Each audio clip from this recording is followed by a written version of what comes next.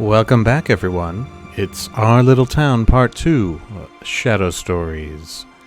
We're going to go right into the middle of the action as our characters have finally escaped the mysterious hotel rooms they dwelled in for the first half of the scenario. What will happen in Our Little Town? Well, stick around and find out.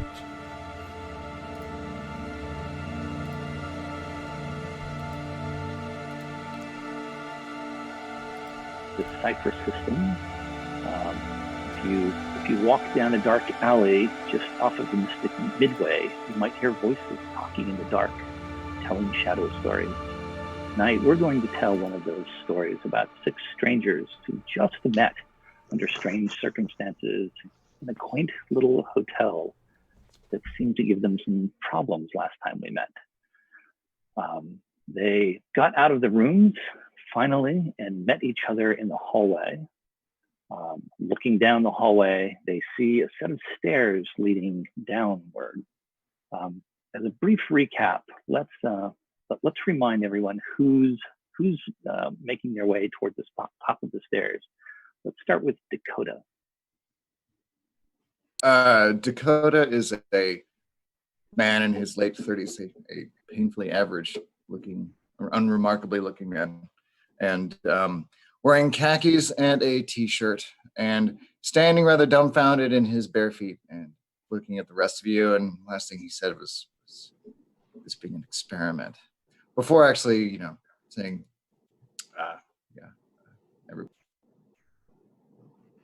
and holding a business card in my hand. Yeah. And holding a business card in his hand. Not far from him stands Cynthia. Oh my gosh. So I'm standing here, got my hair tied back, and across from me, I see Albert and Dakota, who I've been talking to for a while. I've got my security outfit on, patrol gear, and there are some experiences that we have shared together, i.e. eyes on the walls and things that I can't explain, but then also experiences that I have not disclosed. Okay. Well, that brings us directly to Albert. Albert, tell us a little about what everyone sees when they meet Albert. Albert is a dapper gentleman in a gabardine suit, fedora, wingtip shoes, nicely polished. Doesn't know how they got there. Doesn't know how they got nicely polished. Covered in gore. It's just covered in gore. The only person he's spoken to through the course of this experience, where he woke up suddenly in a hotel room, was Cynthia, who he's spoken to through the walls. A little bit. He's seen everybody else for the first time. All right, and closest to Albert is Mr. Gabriel Standish. Yes, I'm very confused about all of this. This is not my life. My life was very nice, and this is all very, very confusing. I'm looking about, and I'm seeing these individuals that have joined me and questioning their motives and their intentions, and I'm trying to understand them, and I'm looking down the stairs with dread. And he has been talking to someone named Captain Soto. Hello, I'm Captain Soto, freelance pilot, craters and comets, from here to Pluto and back. If you need someone to get you there, I'm guaranteed to be your lady. Now, I've got my hair wrapped up in a very tight bun, my slender body, perfect for fitting into the ergonomic deep wake chair that I sleep between my long journeys as I ferry people about. These are all simply figments of my imagination. That's a compartment in my mind, and that's a compartment in my mind, and that's a compartment in my mind, and we'll see what they've got to say. Well, in one of those compartments goes by the name Mubarak.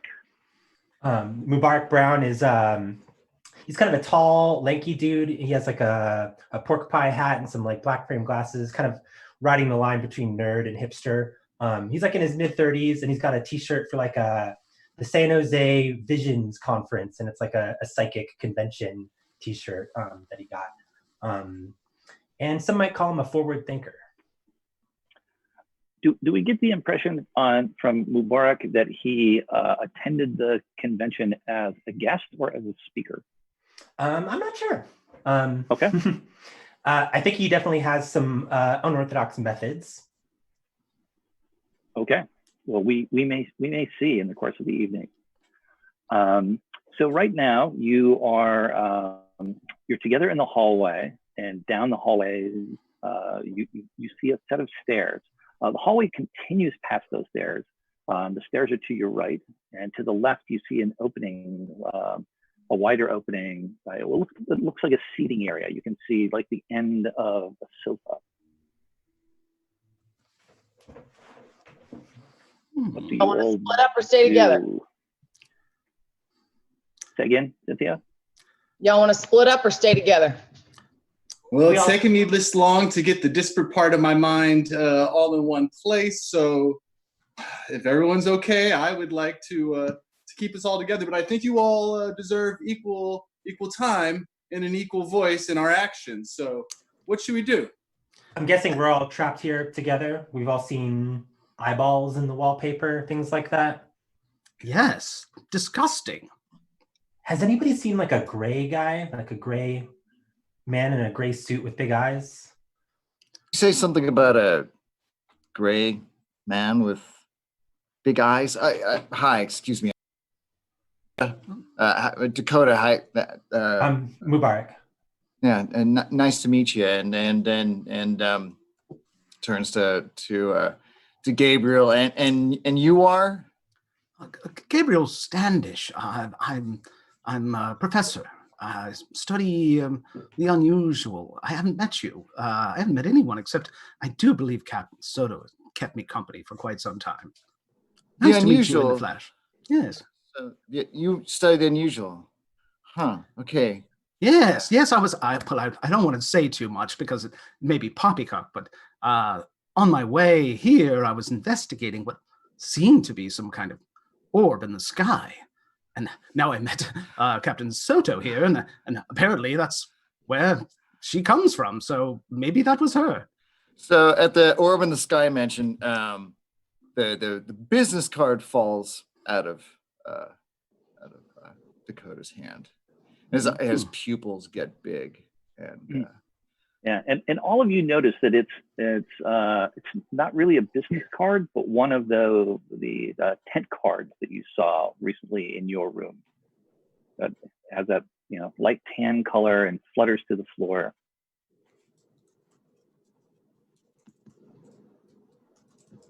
And Captain Soto, you said. Okay, you're my baseline, so this is good. We've got some form of rationale. Dakota, you're called my Dakota. Okay. Okay. So you're obviously having some kind of psychotic break. So and Cynthia, nice to finally meet you. Pleasure. What just fell out of your? Oh crap! I picked the card up and I show it to you. It says the hotel downtown, and then the words leaders are made, not born. Yeah. Interesting. Maybe we got a test here. See You that? think? Test. See that? This all feels like like an experiment to me. Well, I conducted in my graduate studies, I did conduct a similar experiment to this, not quite so cruel or advanced, but and it was mice in little rooms. It wasn't people, really. So I'm familiar with this, but this is beyond me. Perhaps we should continue. We're keeping our hosts, well, whatever we may call them. It's rather rude. Don't you think we should continue on? Well, we got stairs or we've got sitting room. Say we stay together. Anybody got a weapon? My gun's gone. My baton's gone. I don't have any weapons on me. I get into my I fight. got my straight razor. I kept the straight razor from the room. Anybody else keep theirs? I have this bludgeoning implement that I may use. I took upon myself to abscond with it from the inner workings of that room. So it's confirmed that we all had things that we don't have now. No. So if Funny somebody, thing is, oh, well, if somebody put us all in these rooms and they took some of our belongings, it's safe to assume that those belongings all might be in the same place. Indeed, that's likely. Assuming we're all actually like really alive and this isn't all just some bizarre afterlife or a dream. Stairs my- are sitting room. My passion is out logicking my logic. I'm going to double back real quick into my room after I've seen the brown tent card, and then grab my tent card and say, hotel downtown. And as I emerge back from the room and start walking back to everyone, I say, what will you fight and die for? What will you fight and die for? Let's go deeper into the recesses of my mind. that's what To the your card basement! says? Yeah. What will you fight and die for? And I hand mine over to Gabriel Standish. But you got What a would card. you- Seems like we've all gotten our card. You had a I card got- too, Standish, huh? Indeed. Did you all get cards? And he looks about and looks for approval. And Mubarak, as everyone is having this conversation about these cards, you hear something odd in the distance. You think you hear music. I think also Mubarak doesn't want to talk about his card, so he uses this music as sort of a distraction. He's like, hey, I hear something coming from down that direction.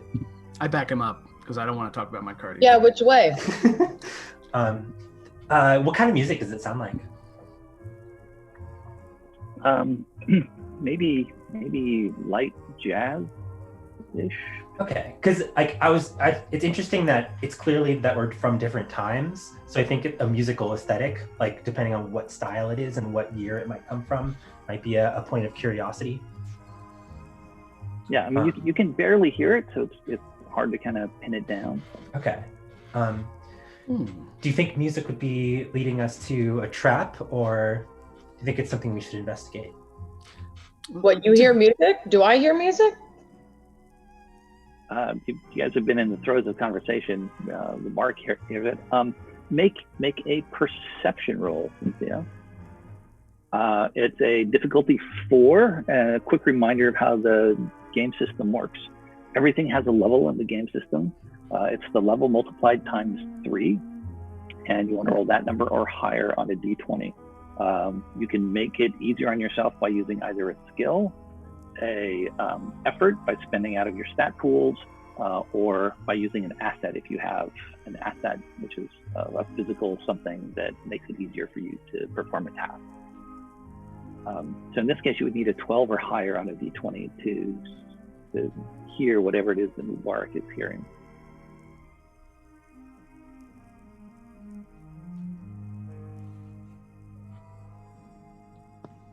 You're muted, Cynthia. Oh, I got a 17, baby. Nice. I mean, we saw the happy dance, so 17. All right. Where's that yes, coming from? Is that you hear music coming up the stairs, like this, yeah, very, very faint, few musical notes from downstairs. is that what you're hearing, Mubarak, from the stairs? Yeah, it's like jazz, sort of. All right, Um, let's go. What are we doing? We're standing in the hallway forever. Let's go. Oh, lead the way. I start walking down the stairs.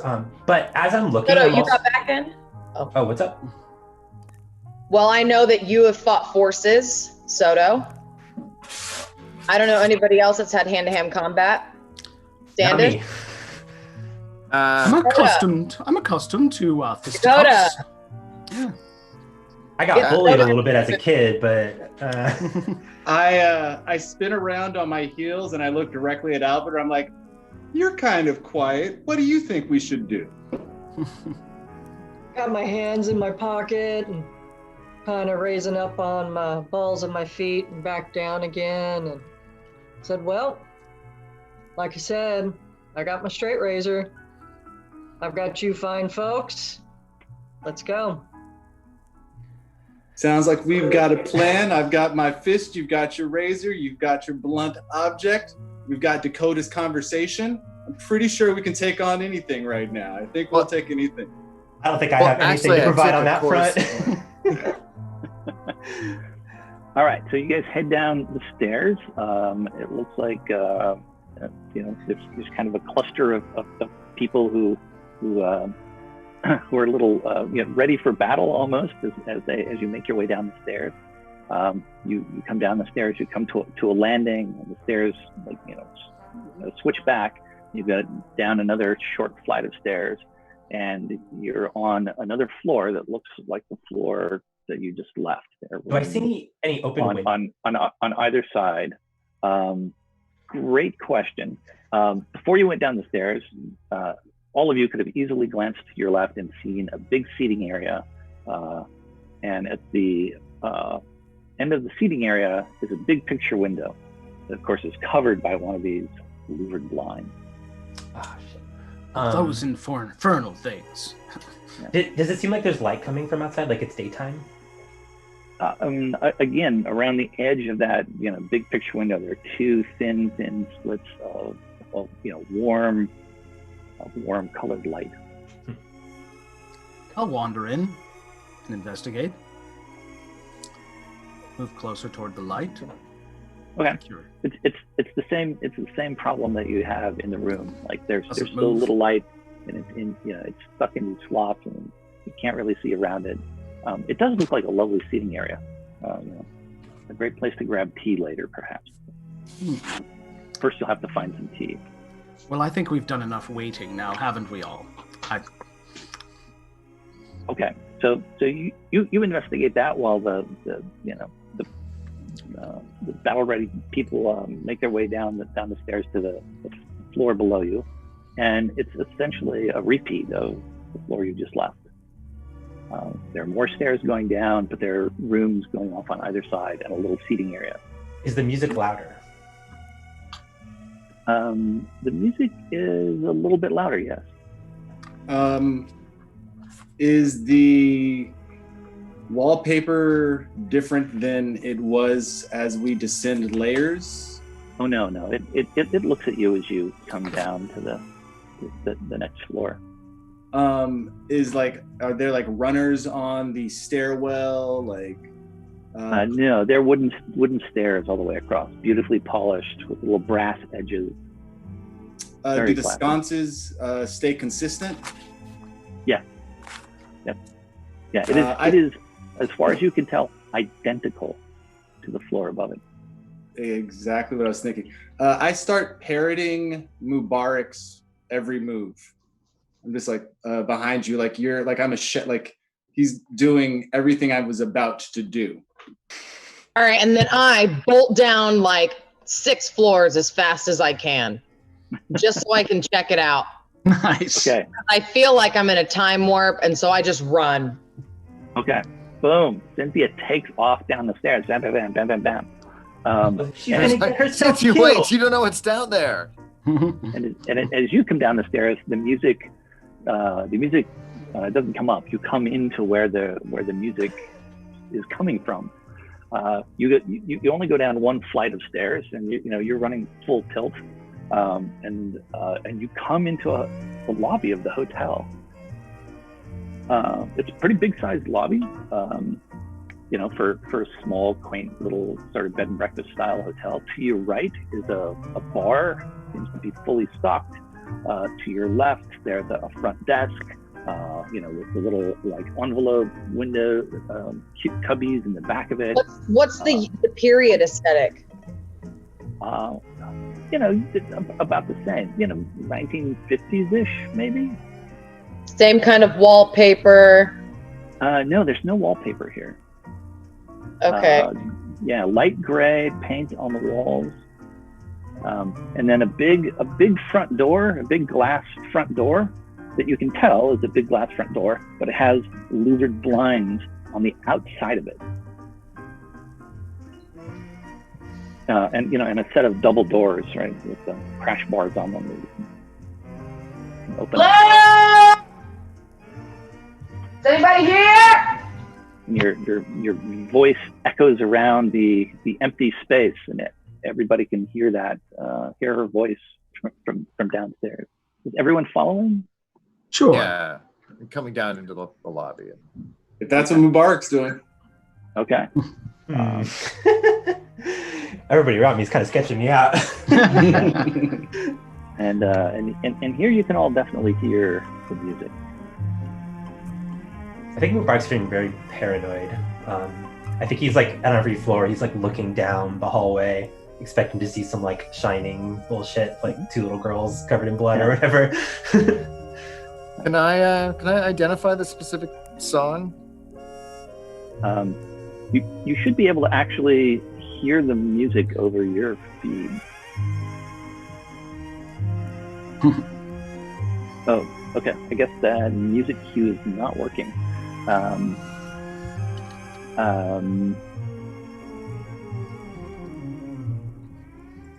That's all right. All right. Think of like waiting room kind of light jazz, right? Yes, it's very definitely waiting room light jazz. Yeah, I mean it's in that sort of undefinable, like just sort of some light jazz kind of intentionally not interesting kind of music. I could go get my guitar and play some light jazz. Who we need? There we go. As long as you're willing to play it for the next 3 hours, we're good. Oh no, thanks. Yeah, okay.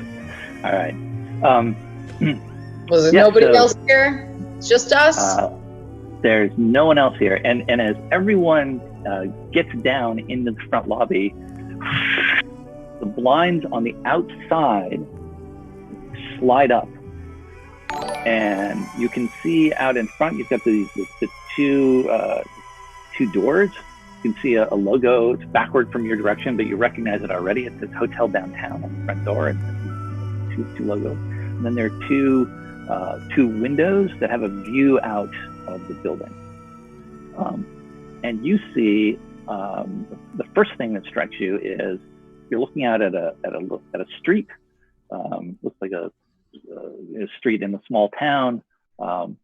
Directly in front of the hotel, you see a little parklet with a gazebo in it.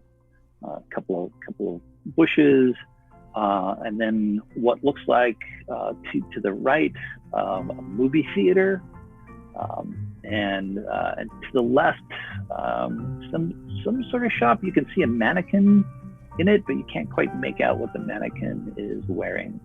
Is it All right, hold on. What? What season, weather, and or day, time of day does it seem? It looks sunsetish. It looks like it may have just rained. The street is slightly wet.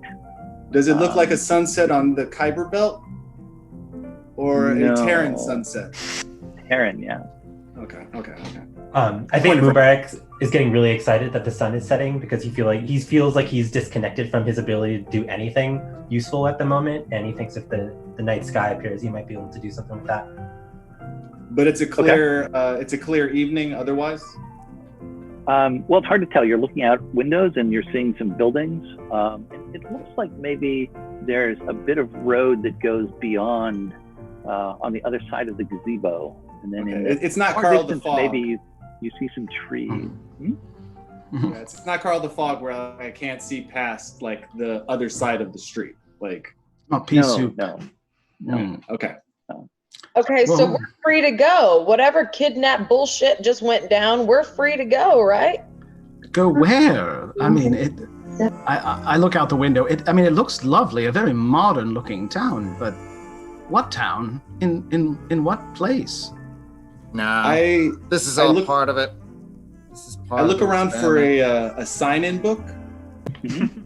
Yeah, there's one. There's an open registration book on the front desk. I make my way over there and hope that I can decipher this ancient version of Earth English. Mm-hmm. Yep. You see six signatures in the book. One of them is yours. I hand the book over to Standish, my most logical of compartments. Okay. What do you make of this? You pick it up and walk over with it. I look at it, try to decipher it a bit. This is clearly, is it my handwriting? Your signature is there in your handwriting. You can see everyone else's signatures as well there. Each one unique. Apparently, we all arrived here of our own accord and signed something here, unless... Well, I'm very confused, but something's obviously not right. This is not some revelation, I'm sure, but we signed this and we all came in here, but we're not where we came from. I go to look for some sort of like storage or lost and found or something like that, maybe behind the counters. Okay. You head behind the registration desk, right? Which is this classic old dark wood registration desk. There's a couple of big cubbies underneath there where you can set packages or something like that. And then of course there's the mail cubbies behind it. And then next to the mail cubbies there's a door that's with a metal plaque on it that says office. But there's nothing else behind it. There's nothing. Has anybody asked, have we seen a front door? I know we've seen windows and louvers. We've seen a front door. Yeah, there's a set of double doors right at the front with the Hotel Downtown logo on them. They probably won't open directly in front of you as you come down the stairs. I go push him open. Okay. Albert, are you also on your way over there? Actually, I got my hands in my pockets and I've been walking the room and sizing people up and looking at that wallpaper and wondering. Well, there's no wallpaper here. There's no wallpaper here. No, the walls here are painted light gray, except over by the bar, right? And the bar, of course, it's bottles and a mirror and a bar. Glasses and all sorts. I head to the bar. And up near the two big picture windows, there's comfortable seating so that if you have a drink at the bar, you have a place to sit. Gabriel, pour me a shot of tequila. Pull out one of the bottles and I try to uncork it and. Okay. I normally don't do this while I'm flying, but I mean I'm in my deep wake. I don't see how it could hurt right now. Well, I'll tell you. The tequila. Let's grab it. Certainly, it's scarce quantities, the giggle juice, but it's very nice to see them so well stocked. This is very familiar to me. And he begins to just expertly try to pour a drink and concoct what he can from the ingredients. So you immediately notice something odd about all of the bottles. All of them say on them what kind of alcohol there is in them. So there are two or three that say vodka. There are a few that say red wine and a few that say white wine. Are they all like white labels with blue letters? Rosé. They are all clear bottles with black lettering on them. Sort of blocky letters. Well, I can't say much for the brand here, but perhaps it doesn't taste too bad. I'll pour a shot and just take a sip. Okay. What do you take a shot of? Well, I'll pour a shot of tequila and I'll hand it to Soda. Tequila. Okay. I did. Well, Cynthia, you're all the way over by the front door. You're muted too. Sorry. I just wanted to push it open to make sure that we had the ability to leave at any time and that it opened. Yes, meanwhile, yay! And then I yell, "Pour me a shot of tequila," and then you give one to Soto. All right, I put 3 shots out there. Anyone else? Great, thank you. Line them up. I line them up, but I don't drink first. Mubarak, what are you up to? Because I know you were kind of heading for the door as well. Yeah, Mubarak doesn't drink. He kind of avoids the bar situation. But I don't think he thinks any of this is like real, especially after he like threw a nightstand at a mirror and it cracked, and then he turned around and then turned around and the mirror was still there. So he just starts like going at all of the drawers, at fucking everything behind the counter, just tearing it all apart. You start tearing the space behind the counter apart. Yeah, like with the reception desks and just going at it, looking for anything. Okay. This is made out of very sturdy wood. I mean, there isn't really anything to tear apart, right? You've got like a big, wooden, thing with like 2 shelves in it, essentially. Are there any like back rooms? Well, there is a door that says office. Yeah, I go to the office door. Okay.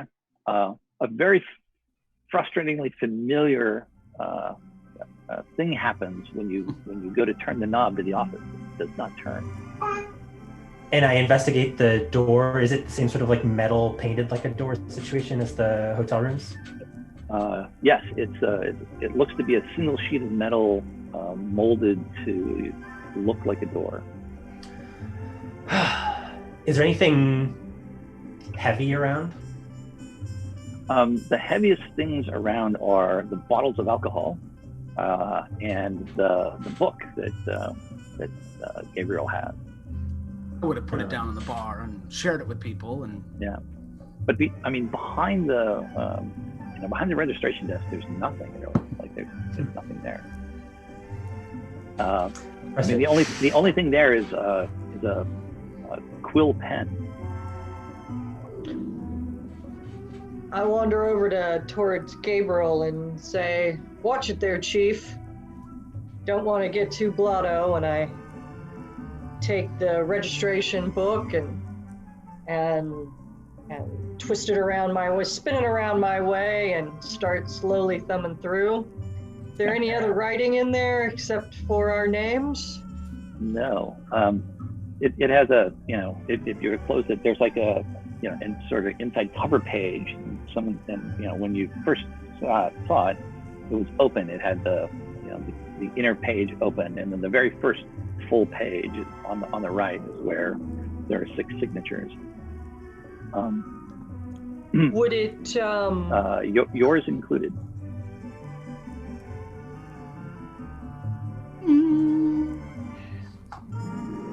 Okay. how does that tequila taste? Well, make a perception roll. All right. We'll call this a difficulty 4. You need a 12 or higher. Is that for everybody who takes the tequila, or just the? If anyone wants to ascertain the quality of the drink that you're having, sure. All right. I rolled a 16. 16. I think I did it. 17. Nice. Wow. All right. 5. the number 5. Oh no! What happened? Okay. So it tastes like the liquor you're expecting it to taste like, but it doesn't have the burn of alcohol when it goes down. Like I'm just drinking warm soda? But alcohol tastes like burning. This is like everything else here, this is just artificial. I grab it, I chug it. Okay. All right, we'll see in 15 minutes if that shit works. Yeah. You make an excellent guinea pig, darling. You really do. That's my adventurous side. Has the music gotten louder or coming from any discernible area from down here? No, it's you seem to hear it everywhere. Same volume, kind of no matter where you go in the lobby. I think Mubarak is getting pretty pissed off, and I think he just runs out inside to see like if the sound is coming from outside or inside, or like everything being fake here is getting really, really old. Mubarak, what are you doing? What happened in the office? Bam! He goes out and the doors. What the fuck are you guys doing? Drinking? Yeah, it's he really says not the very door good clicks closed behind him. Right, Mubarak, you get outside, and the volume of the music outside does not change at all. It's exactly the same volume as it was inside. You see, now that you're outside, you can look right or left, and you see that this little downtown area extends about a block in each direction, and then the street ends. Like the street just ends, and there's rolling fields of green grass, and then trees in the distance. That's probably a big like sheet of decoration. And looking like kind of through the gazebo, now that you're out on the street and kind of, and there's a couple of steps down to the street out of the front of the hotel. Looking through the gazebo, you can see the street opposite of the hotel does the same thing. It goes a couple of buildings and then just abruptly ends in grassy field. Yeah. I think I run down to the end of one of the blocks. Okay. Do you go right or left or directly forward? You also notice that, like as you're looking around, there's a street kind of behind you and to your left as well. Mm-hmm. Someone go after him. I'm All right. Which way do you go, Mubarak? Straight. I think he walks out of the building, runs straight down the road to wherever the grassy field is. Okay. All right. So actually, Dakota will take off after it. Okay. So Dakota and Cynthia come bursting out of the door. Casually stroll behind them. Chasing him down. Okay. Like, yo, this is all fake. Okay. That leaves Albert and Captain Soto in the hotel lobby. And we'll get back to you two in a moment. I know it's fake. God. You're probably used to replicator alcohol. Yeah. That's why I figured I got a 5, is that I've actually never had alcohol, and I'm like, oh. Like, well, it's like the Star Trek trope where like they get real alcohol and they're like, whoa. I've only had space ice cream before. This Mitchell's is freaking me out. Yeah. All right, so the 3 people who are running, everyone make a running roll. It's a skill if you have it. If you don't have it listed on your character sheet, it is, surprise, surprise, a speed. And this is explicitly something that I am bad at, and I think my bad knee is acting up. Oh, you have an inability in running. I do. Well, I have an inability in any task that involves balance, grace, or hand-eye coordination. Yeah. Okay. There you go. So everyone, give me a D20 roll, and then. Do I have to?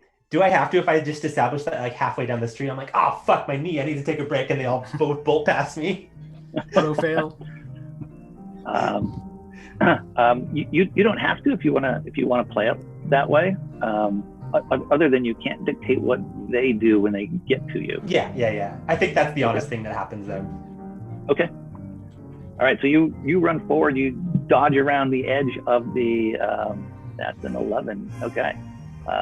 Yeah, you kind of cut right to go around the gazebo, right? As you initially thought maybe you could kind of run through it, and then you realize that like there's a little, it has a railing all the way around it, so you kind of cut right, and then like when you go to cut back left, your knee gives you a little bit of a problem.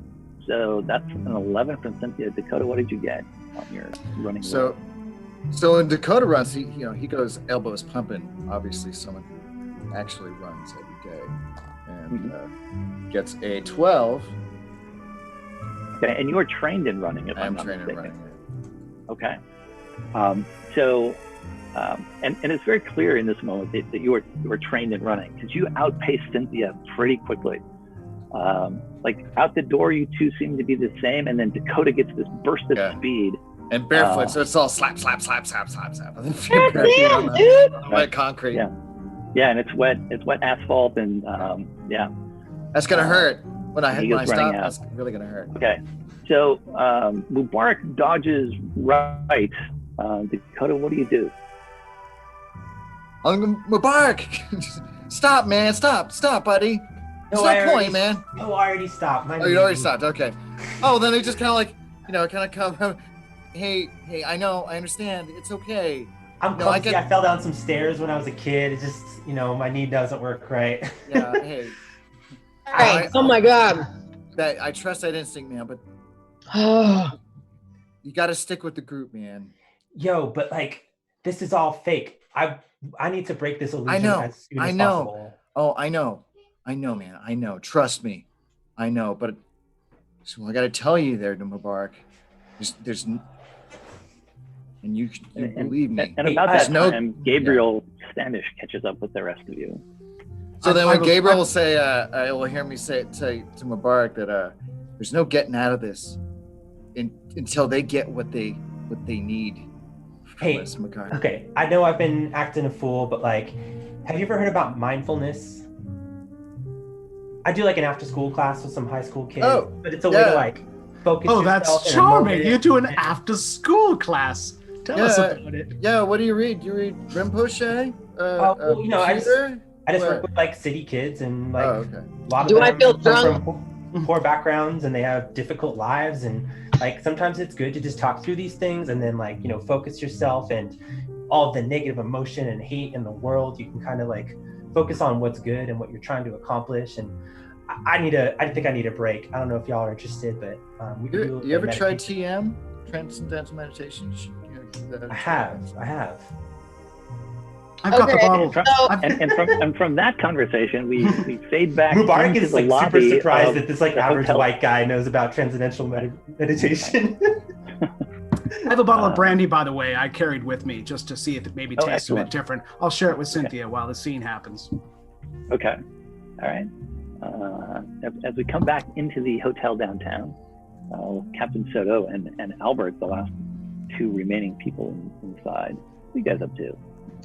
I spun the book around and opened it up, and no more writing, and put it down and turned around and take a look at Captain Soto.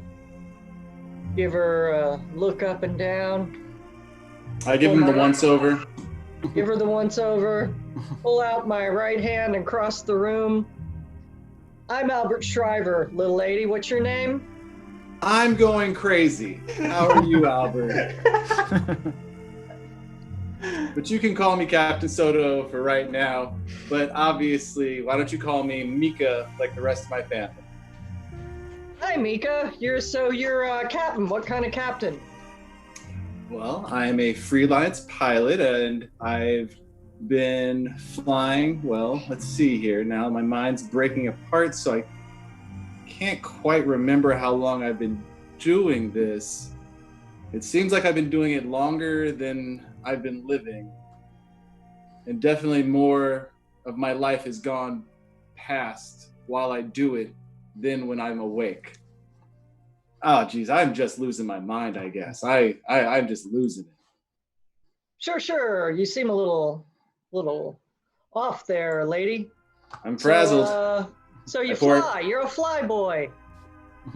I am a flyer for sure. But flying is interesting. When I'm out there back in the black going from here to Void Point, it's more of the solar system's moving around me than I'm moving through the solar system, and I guess that's what I love. That's fascinating, little lady. I actually build planes. I build them. I'm an aeronautic engineer, don't you know? And I do I take the Shyster McSqueezer and design the who's and what's with the thingamajig, so what kind of craft you fly there? Okay, so this must be a manifestation of the history of aeronautics class that I took back at the academy. It's the funniest things that just creep out of the woodwork of your mind when you're losing it.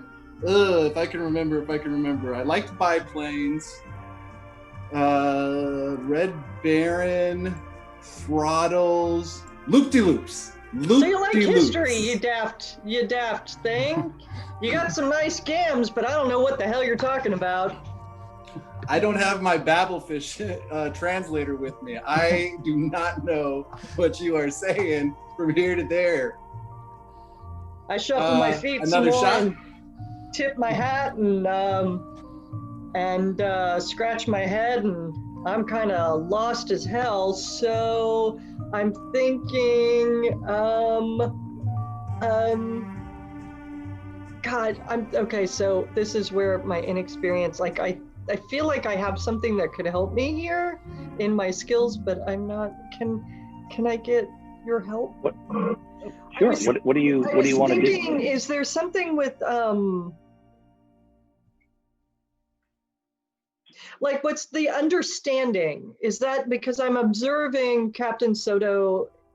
Is there anything to be gained here by using understanding to like make a connection with her where we're totally speaking different languages? So she's in this. Maybe not. I'm on a like just to understand kind of what she's going through, like psychologically, like sort of. No, I guess I know I want to propel action. I want to keep helping the story go forward, and okay. Sorry, or not sorry. No, please, just trying to understand. Awesome. Okay. Your time. We could cut, and then you could do it after. Yeah. No. I'm. What's your goal? Well, okay. So, out of character, my goal is that so Captain Soto is spun off into some mental construct. I'm in a whole different time period. We're alone. We have some connection because she flies, and I'm an aerospace engineer, and everybody else is taken off. And we either need to get together with everybody else, or we need to figure out if there's information still in this room to get together. And I don't know how to. So. Sure. So two courses of action. Well, first of all, it's not your problem to keep the group together. Okay. That's not necessary. Okay. In fact, the scenario is not designed that the group needs to stay together. So, okay. So you can remove that as a consideration if you're not interested in doing that. If you want to determine if there's more to learn in the room, just explore the room. And the easiest way to do that, sort of with broad strokes, is to make just say something like, I'm going to search the room and I'll ask for a perception roll, and then give you the results of the perception roll in terms of the narrative of what it is that you see, based on how well you roll. Okay, thank you. And so this Daffy Dame, I can't figure out what the hell she's talking about. So I'm gonna take a look around the room some more. Okay. So. All right. Yeah, make a perception roll. Okay. And in this case, it's just how high you roll is going to determine how much information you get. Got it. And this is not one of those cases where I have extra points to add on to it, or do I? It's like sometimes there's the +2 or the -3 or the. It's an intellect roll, so technically you could spend 3 intellect to make the roll better. Okay, but I don't want to. I'm not convinced that I wanted to do that. I wouldn't advise spending them now, because we're just trying to determine how well it is that you look around, and those points may be difficult to get back. So. Thank you. All right. Cheers. Thanks. 5. 5. Okay. So you start doing a pretty thorough search of the room, and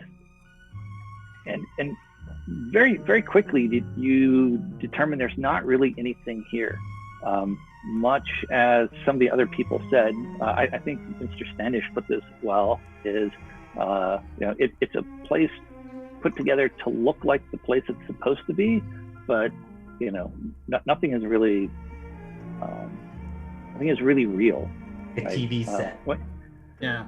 Yeah, it's a manufactured version of the real thing, right? So not that it's not real, right? If you pick up a bottle, it's real and physical and you can feel it and all that sort of thing, right? It's not fake, but it also says vodka on it, right? So it has no soul. It's like the soulless, like objective view of what it is without any spirits, literally. Yeah.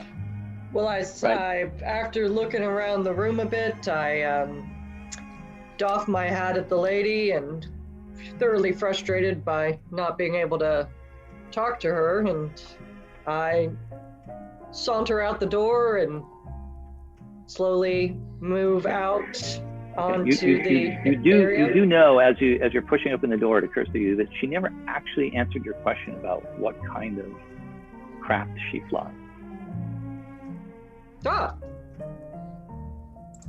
Glance back over my shoulder. Hey, Captain. Yeah. You never told me what you flew. I pilot a transit drive spacecraft, but the rest of my mind is getting lost, so I guess you should too. Wait. And I turn again. Say that again. A transit who's a what? A transit drive spacecraft. This is part of Aeronautical 401. So there's a lot of stuff that happens between the first part of the history class and when I got my master's in stellar navigation. I see. I get it. You're cocky. I get it. Just like the rest of you fly boys. I hear you. It takes a special cut above to rise above everyone else, so. So here's the thing. How do I ask about... Okay, how do I take knowing... am I going to blow it? I'm going to take this hat off. Let's out of game. What's going on? What do you want to do? Well, I know about aeronautics, but I don't know how to bridge the gap conversationally to talk to Captain Soto, because I know that in my dossier it says something. Yeah, because you yourself are not an talk to her. Yeah, about you yourself are not an aeronautical engineer. But I know fringe things. Right. So you start talking to. All you need to do is say, I start talking to Captain Soto about all of the engineering and fringe science things that I know. And we start having a conversation back and forth about those sorts of things. Okay. Yeah. That's the goal. That's the goal. Rob is not a spaceship pilot. So the same thing applies on his end, right? He's going to come back at you with a bunch of futuristic things that seem to you like he's talking about things from the future, right? And very quickly, and this is just sort of where the GM jumps in and bridges that gap for everybody based on your question, right? So, Captain Soto, you get the impression very quickly that Albert is talking about, things from, way back in history. America and some other countries had two wars that they called the World Wars. Which were not really world wars. They were just a limited part of the world. But, anyway, they thought they were a big deal at that time. It was a diet version. And so she's talking about some of the aircraft from that time and then some theoretical physics sort of things that are pretty far in the rear view mirror for you in terms of being proven or disproven. Well, I really don't know. You know at this point that, you've got flat screens that roll up and, you've got portable control units and things like that. And that I don't remember too many there's no wars faster than that light are travel, important. but yeah. The AI uprising of Titan in 2095 is probably the last great war. Like, who has world wars anymore? I mean, we're having interplanetary conflicts now. Now, the Martian Revolution of 2011. Now, that was quite the thing. 2011. Yeah, so it becomes evident very quickly that you two are talking about two very different time periods, like clearly, and it's during that conversation when Albert is trying to wrap his head around this information that seems more advanced than anything he's ever experienced, that you notice that there's something on the registration desk that wasn't there a little while ago.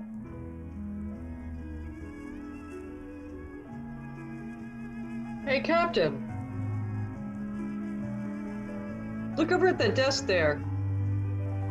It looks, Albert, to you like a cash register with a box next to it. On a box sort of balancing on a post. The box is about this big. A cash register on a post. Yeah. So it looks like a cash register on a box on a post. There's a cash register on to the right.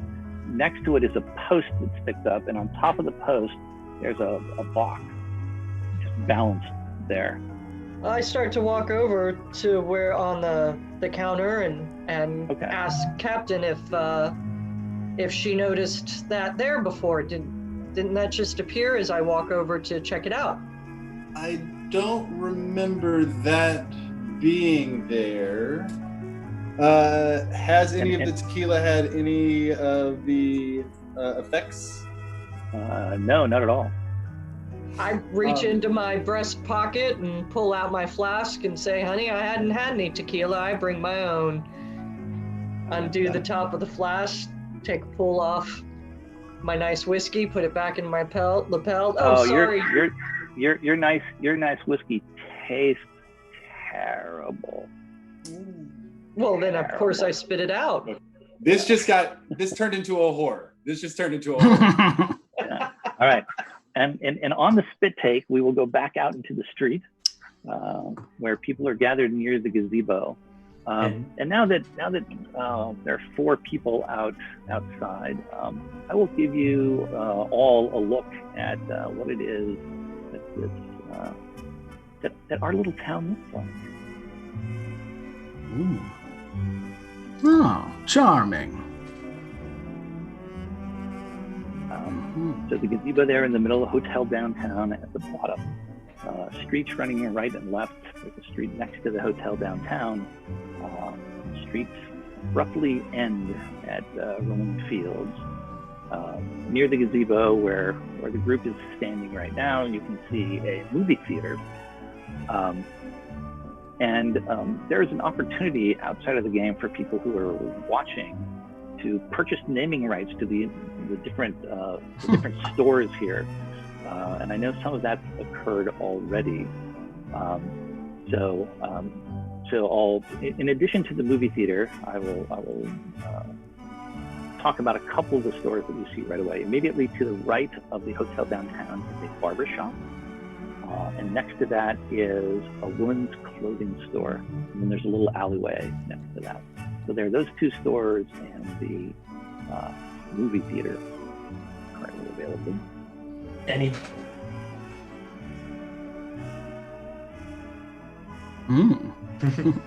All right, so we'll find out shortly if there are any names for those.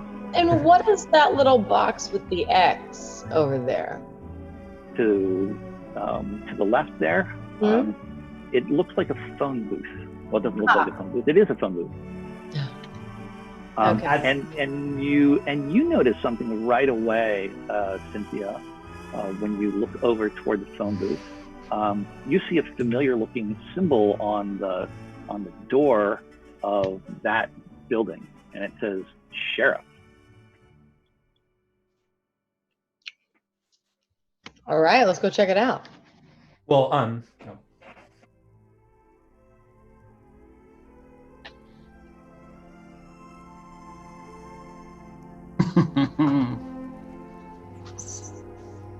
What, Mirabek? What you talking about? as we're there, kind of. It feels better. Well, after that, I think whoever would listen is just kind of like, okay, now focus on your breath. Like you breathe in, then breathe out. Focus on the pain in your body. Try to like think about if you could take that energy where the pain is and kind of like move it around. Cynthia, is this where you walk off toward the sheriff's department? While he's explaining that, am I reading that right? Yeah, I was gonna invite him, but he won't stop doing his thing, so I just walk over there. Okay. Think about something that you- you're excited about. I'm excited to see my wife again. When you Pull give me him a back nod or up. a look or a wave or anything to indicate that he can come along, or should come along? Be happy to follow. I grow weary of him describing transcendental meditation in such a childish way. I mean, really. It's mindfulness. I teach the kids. Yes, Time and place, Mubarak. Time and place. Yeah, I'm a pompous ass as well, so there's no reason. Cynthia seems capable, so Yeah, we're gonna get so along tack just it fine, along. then, real. Yeah. All right, you head over toward the sheriff's office. Okay, and as you approach the sheriff's office, you can see the two buildings next to it.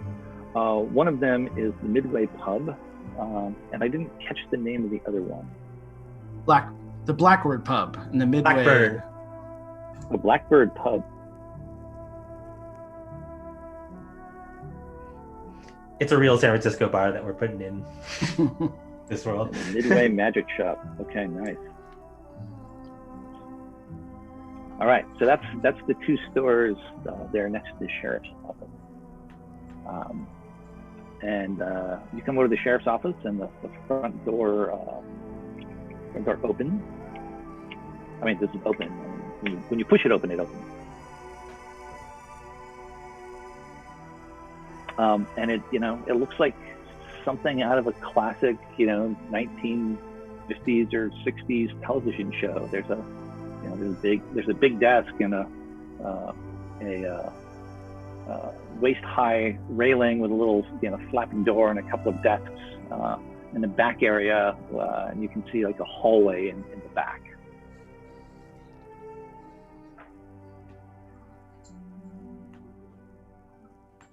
You're muted, Cynthia. I'm following behind her, Sorry. so I'm I'm looking going out. through drawers. I'm looking at shit. I'm trying to figure out something. I don't want to share with them what I know yet. This is a really, really great movie set version of a sheriff's office that looks like they haven't quite finished with the details. There's no paperwork. There's nothing in the drawers. Any weapons? Any weapons laying around? You don't see any anything just sitting out on top of one of the desks or anything. Where would the constable keep some weapon if they were so inclined? You appear to be. It'd be in the back. It'd be in the gate in the back. Well, perhaps we should go investigate. That doesn't seem to be wasting our time here. I walk back there. Okay. So you Is there walk back there. Okay. There's a little hallway. There's one jail cell. There's a key ring hanging off of a big hook. It's got about a dozen big skeleton keys on it, apparently for the one jail cell. And then there's what looks like a steel case gun cabinet. Perhaps one of these keys will do. Open it up. She can try opening it. I'll grab the keys while she tries it. Okay. You grab the handles and pull them, and they pop open, and you open up the gun cabinet, and there are places for half a dozen long arms and a couple of places for pistols, and the only thing that's in there is a shotgun, double-barrel shotgun. That seems oddly specific. Well, I hope it shoots actual pellets and not just sand or something. Yeah, let's check it. No, don't try it on me. I'm not that confident. Okay. Do you crack it to see if it's loaded? Yeah. Yep. There are two shells in it, Uh-huh. and you can see in the bottom of the cabinet where there would be an ammo box. Yeah. Is there any? There are two more shotgun shells in the ammo box. Great. I grab those, put them in my pocket, in my cargo pant pocket, which is where my razor blade is. Okay. So Gabriel, you're in there, and Dakota, did you go in as well? I'll try the keys and Or fiddle with. Dakota, did you and Mubarak stay outside, or did you come in with them? I tagged along behind them. Yeah. Okay. I'll try opening with the keys and see if I can open the jail cell while she's playing with the awesome shotgun. Yes. Yes. Oddly, the very first key that you choose opens the jail cell. Well, the keys look the same. If I kind of compare them to exactly the same. Well, that's par for the course now, isn't it? Yeah. All right. Well, I just make sure I can open and I put the keys away and leave it unlocked. Mubarak, did you go with them to the sheriff's office, or they left you standing in the street? Otherwise, Dakota eventually finished the conversation with you and headed that way. I was trying to lead them through some mindfulness. And I said, we really need to stay together, Mubarak, and would enjoin him to come with us. Actually, I gotta go do something else real quick. And he points at the magic shop. He's like, I think there's something that I need there. And if I'm going to be any help to the group, I need to be able to, have the tools that I need to do my thing. All right, then casting a look askance at Cynthia and fearing for Mubarak's safety, I'm actually going to stick with Mubarak. I don't think anyone should go alone. Good man. Okay, cool. All right, so let's see. So you guys head over into the magic shop, and the two of you are in the sheriff's office, and that takes us back to the hotel room. Let's come back out of. One second here. Come back out of. I will stop sharing here and bring us all back. There we go. And anytime we need the layout of the place, we'll look at it again, because we'll need it a few times probably. All right. So back in the hotel room. Or back in the hotel, rather. For Marcus, I've got to hit a little back to the hotel. Trust me, that joke stuck the landing with one person. All right. All right, cool. So so you guys walk over to the cash register that you see over there. Yep. Right. I follow. I follow. And Albert. Yes. Yeah. Okay. So I walk over to the cash register and what do I see? So it's a very odd looking cash register. It should have big buttons that you push and a drawer, and it kind of looks like that, except that it's lighter color and kind of lightweight, and the buttons are all sort of flat with the surface of it, like a fake sort of prop kind of thing. And the box, when you actually get over there, you realize that it's sort of a trick of the angle of looking at it, that it's not really a box, that there's a post, and then there's a flat, like sort of rectangular piece of glass with a metal backing on it. So would this be a terminal that somebody from the future can recognize, that I wouldn't recognize? Yeah, someone from the future would look at it and be like, wow, that is the oldest, almost flat screen that I've ever seen. Hey, Captain, you recognize this? I walk over. Do I recognize that? I mean, this place is filled with priceless antiques, and this is another one. In the sense that, we live nowadays, and I know what a Nickelodeon is. I've got an awareness. Yeah. I mean, It's an old cash register, and with an LED style screen, ancient technology. Is it If it works, operational? it's a miracle. So we don't. It does. So does it work? The screen is blank. Any cords attached? There are no cords attached to it.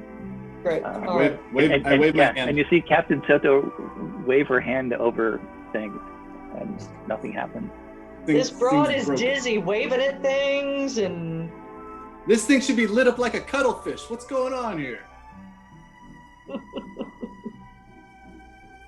so I feel like so we've established that this doesn't work. Well, it where did this doesn't work. appear from? Where did this? It certainly doesn't work by waving at it, but there are a bunch of, like I said, flat buttons on it. All right, I'm down to push a button or two. Ugh, we haven't touched anything in 100 years. Okay, this is a little freaky out. I'm gonna let you do this one. Right, he reaches out and pushes the button. There's a click, and the screen lights up. And I'm going to need to take the two of you out into the hallway. Oh. So give us a second here, and we will go out into the hallway and leave and speak amongst ourselves for a few minutes. Oh, this is cool. I haven't done this on Zoom yet. Yeah. So look shortly for a little window that will come up that will invite you into the hallway. A window that comes up. Yeah, you'll just see it on your screen in Zoom. It'll come up and it's not quite there yet. Should say something like join breakout room or something like that.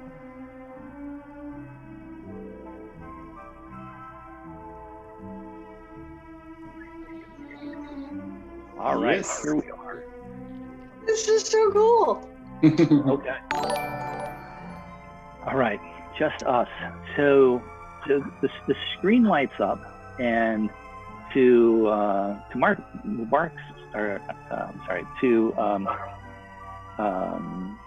Captain Soto's surprise,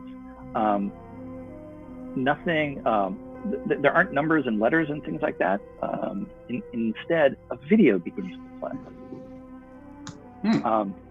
And the video shows a chain link fenced cage, a little sign on it that says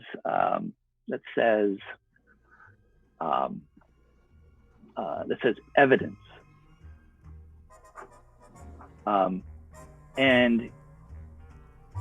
it's dark in there, but then somebody walks forward from inside, and as they walk forward and step into the light, you see them doing this sort of action, right?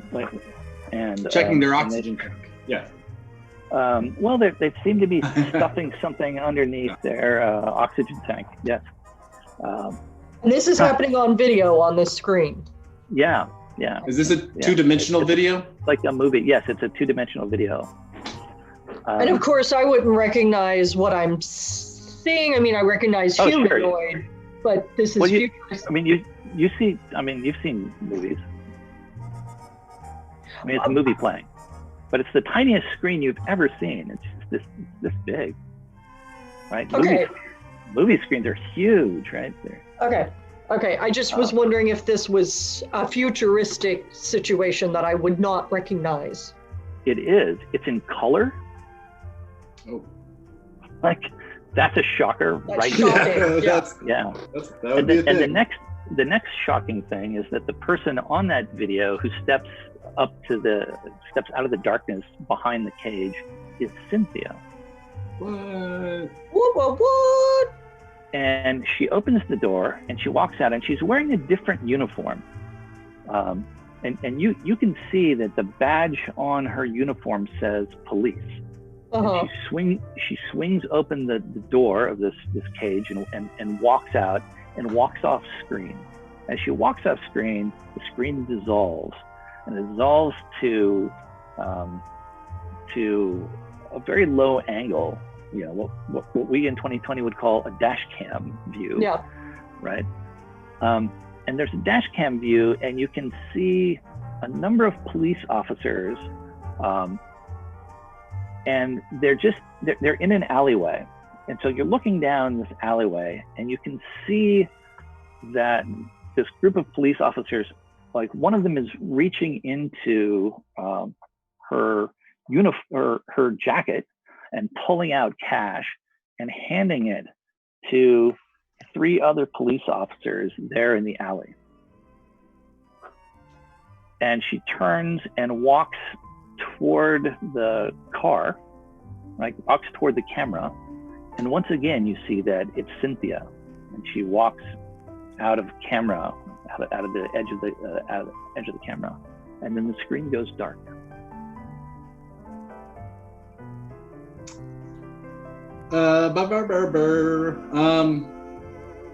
And when you say Cynthia is wearing she's wearing a different uniform now than she is in the video. That's right. The uniform that you've seen her wearing clearly says security on the shoulder, okay. Right? And this says police. All right, dirty cop, evidence lockers. Yeah, Interstellar Constabulary are known for taking bribes, but I mean, this looks like one of my Uncle Ed Ford's old-timey detective hollows. And it does, yeah. What do you make out of it, Albert? And I look over to my reasonable side. Well, I'm baffled that the damn thing's in color. When did that happen? I'm not so baffled. Dirty cop, like you said. All in a day's work. But certainly she's not what she seems. Security, why is she lying? Why didn't she just fess up that she's a cop? Has been very on the move, on the adventurous, push the shiny red button, push the warp drive kind of attitude. Indeed. Got a point there, sister. And we will jump now back into the full room.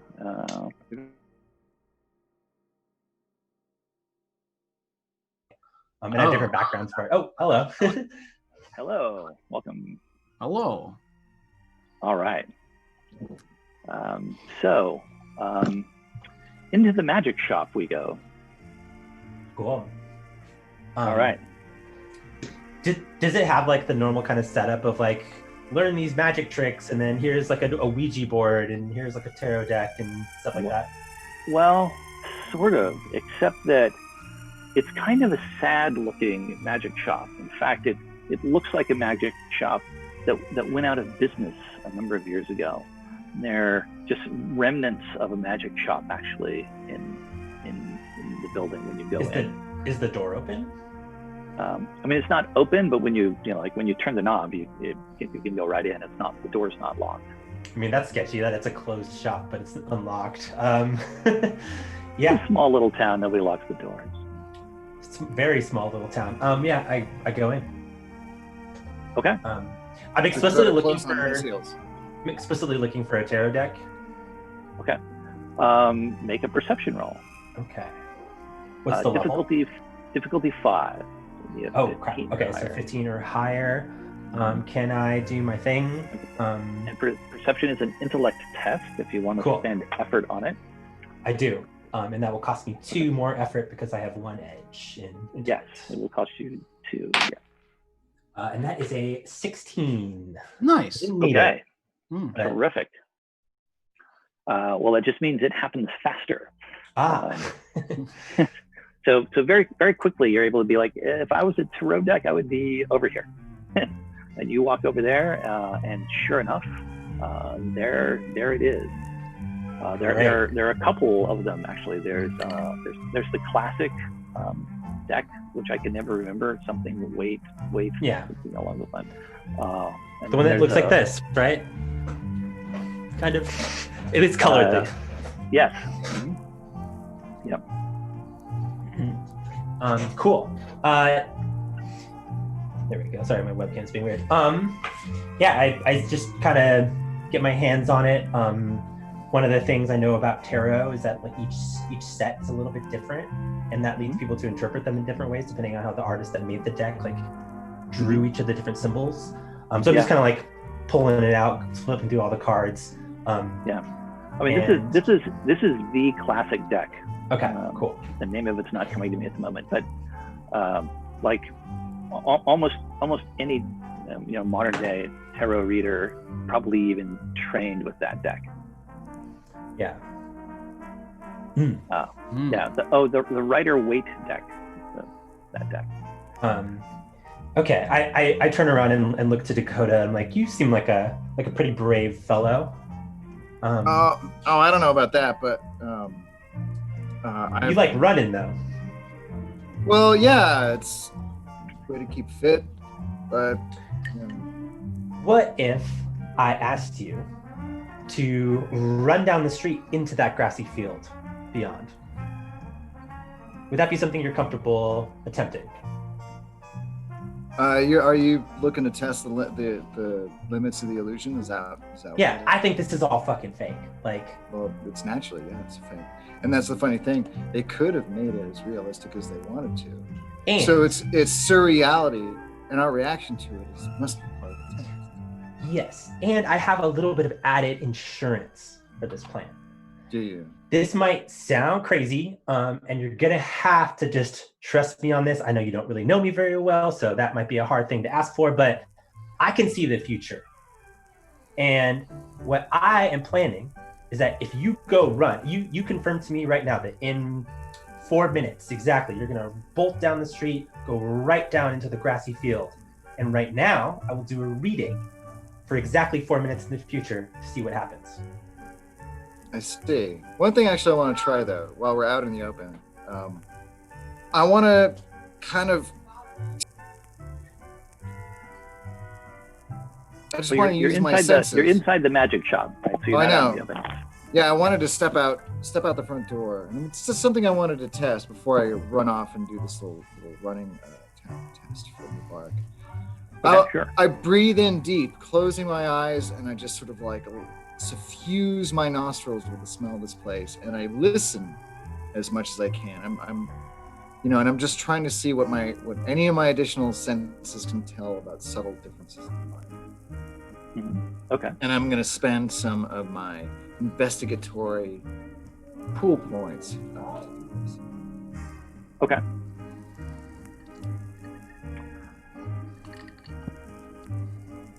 So actually,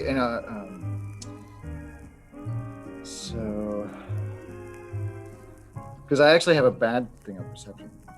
I have an impairment on perception. Because, oh my gosh! I got a 20. You got a 20. All right, nice. Well, 20s are always good. So you close your eyes and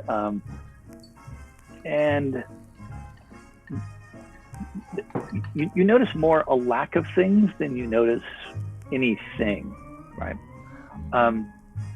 You notice that like around you are grassy fields and pine trees, and you don't smell any of those. There's very little scent or odor here at all. There's a light breeze blowing. The sun, which was setting, as you guys came out onto the street, has almost completely set. And so that's happening entirely too fast. You would expect to hear insects and birds, and you don't hear any of that. All you hear is this light jazz. And so far, everywhere you've gone in our little town, you hear this music wafting through the air. Yeah. So as Dakota closes his eyes and breathes deep, he says, "There's trees around here, but I don't smell any mold. There's grass around here, but I don't smell any growth. I don't smell any soil. There's no bugs, there's no bees, there's no beetles, there's no fuzzy nothing. I'll run your 4 minutes and see what we can see. All right, you ready? So I would like to use one of my special abilities for a future vision. All right, so you do a reading for him. Mhm. Okay, great. All right. So you spend the intellect points for that. Yeah, I believe it's 6. It is. It's a lot. Does my edge discount that? It does. Yep. So it's Cool. 5 for you. Okay. And you might want to read the details of that ability a little closer. Yeah. Considering what it is that you've just told Dakota. Oh, okay. All right. Never mind then. I'm still going to commit to doing this. I do want to get some sort of future vision on Dakota. Sure. Especially since I'm telling him to run off into the wilderness. Okay. All right. So you do your thing. So do you go back inside to do that, or do you stay out on the sidewalk? Yeah, I don't think I want to be alone in like an abandoned magic shop. Especially based off of everything that's happened to me up to this point. So yeah, I basically just go and sit down on the sidewalk and start putting the cards down as Dakota's doing his little speech about there's no mold, there's no growth, there's no he's like waxing poetic. Okay. And you shuffle the deck and start laying down cards.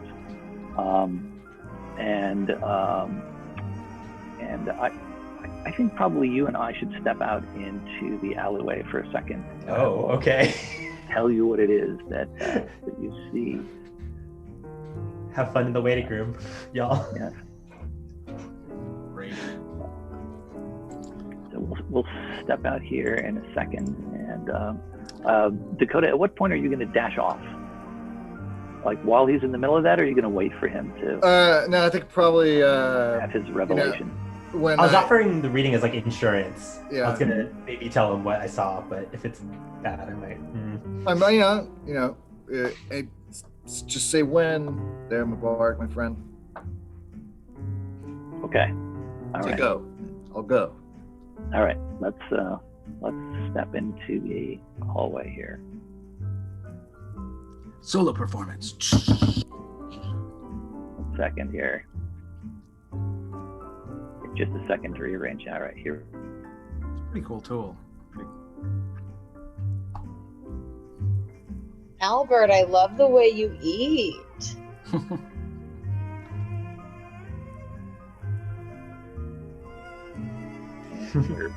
We're in. Okay.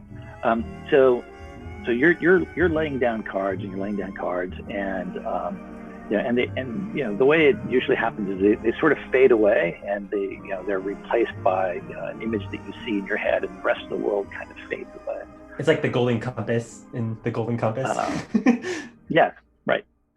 And what you see and hear actually is not Dakota at all. In fact, you see Cynthia, and she is on the ground. She is thrashing around. She is screaming. She seems to be in a great deal of pain. And she's yelling, like, make it stop, make it stop. And she's like clawing at her back.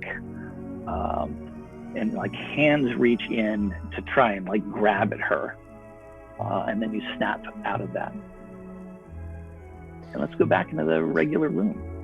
One quick thing, is that the first time that's ever happened to me, where like I tried to do a reading for somebody and I got a vision of someone else? No. I mean, what happens in the vision is not very well controlled, right? It always has to do with the person you're doing the reading for, but it doesn't necessarily always show them. Okay, was it potentially like Dakota's point of view?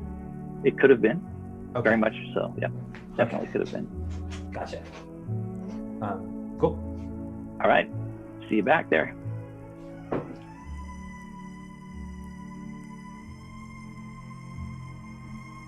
be a 12. I like it. All right, and we're back. Whoop, whoop. Okay, so we're let's see. So Mubarak, that happens. How do you react? What do you tell Dakota? I look a little bit unsettled, but I'm like, hey, maybe we should just kind of casually go together to check it out if you want. Yeah, seeing the sudden change in demeanor, Dakota's just kind of goes, yeah, I think you're right. Though, maybe we should go check on Cynthia.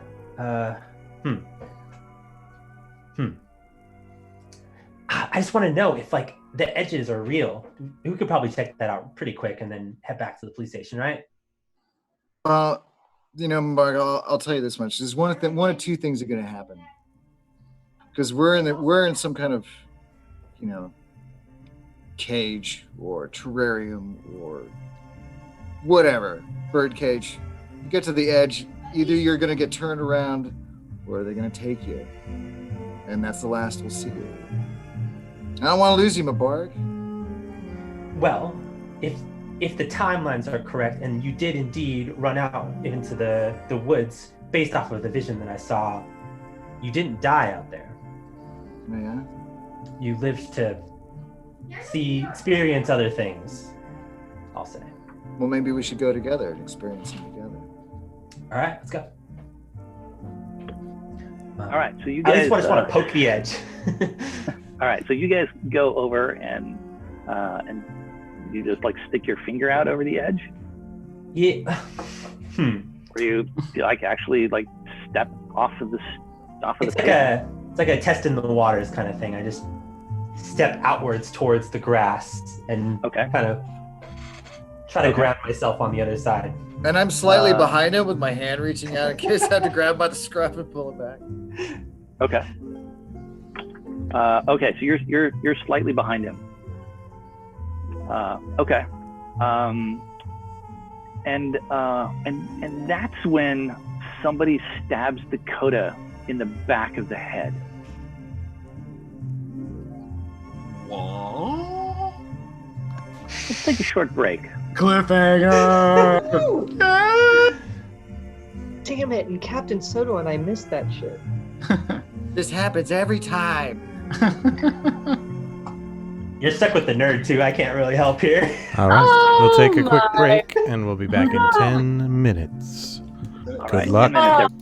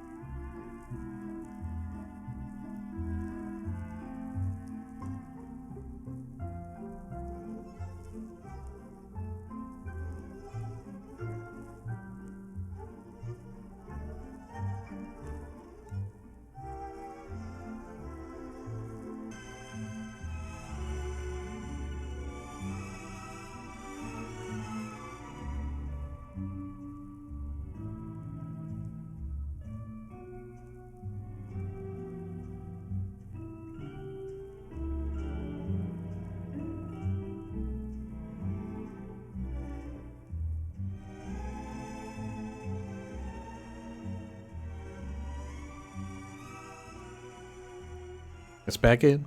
Hello, everyone. Welcome back. We had a short break from our little town, and now we're in the final stretch.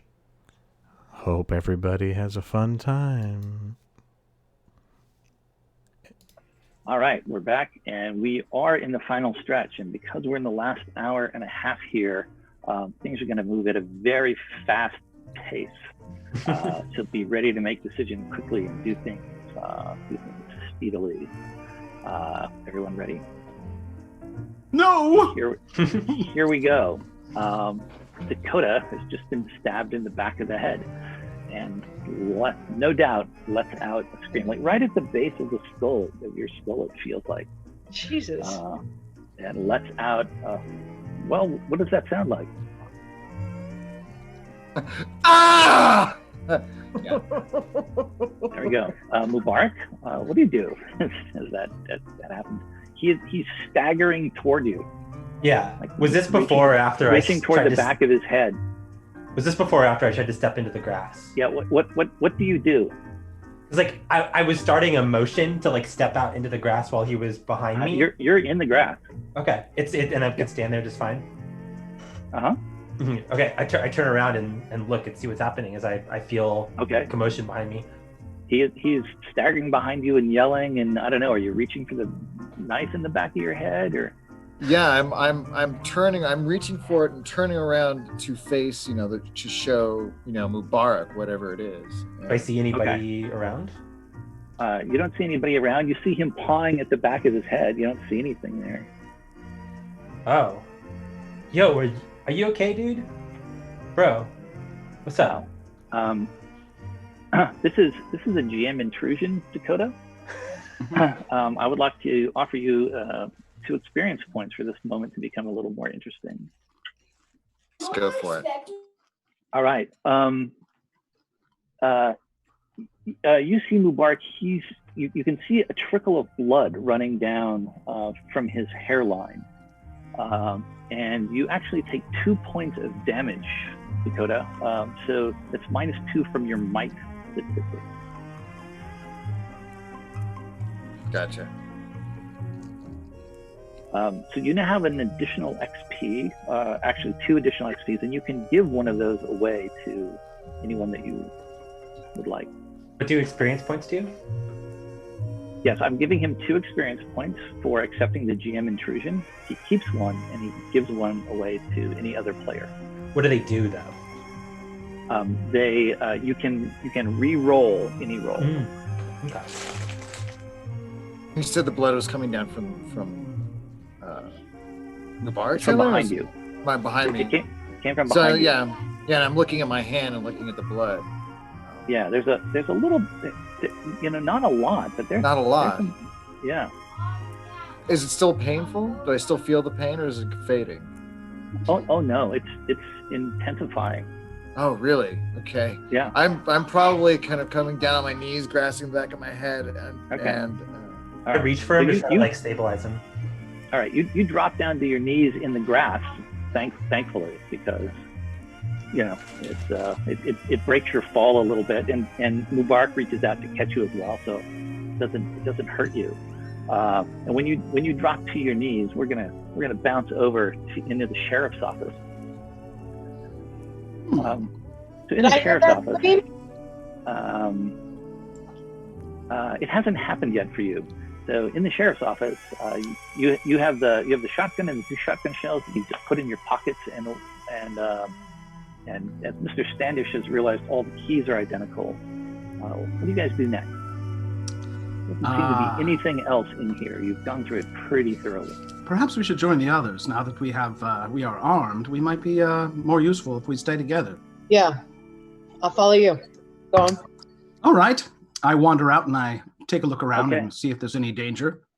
Well, don't get ahead of yourself, Mr. Standish. Oh. Yes. You get to the lobby of the sheriff's office. You come through little swingy doors, and that's when somebody stabs Cynthia in the back of the head. Hey, gads! Cynthia, you feel, like a hot poke Holy fucking Christ! in the back of your head, right at the base of your skull. Oh my God! Do I see anything? Ice pick sharp. Well, don't just fucking stand there. I'll run over behind her and just sort of feel around and see if there's some invisible assailant. There's a knife in there. I can feel there's a goddamn knife in there. There is not an invisible assailant. No. I'll check the wound and make sure it's not like life-threatening. Okay.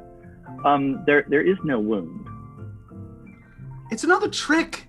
It's not even a real. What are you talking about? I can feel it. I can feel it coming out of my neck. What are you talking about? Well, it hurts. It hurts. Like there's like, and in fact, maybe it's being pushed in a little more.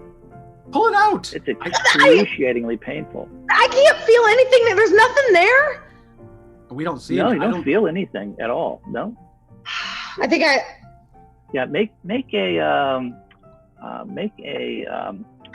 shock roll. Difficulty 5, which means you need a 15 or higher to succeed. No, I got a 10. Okay.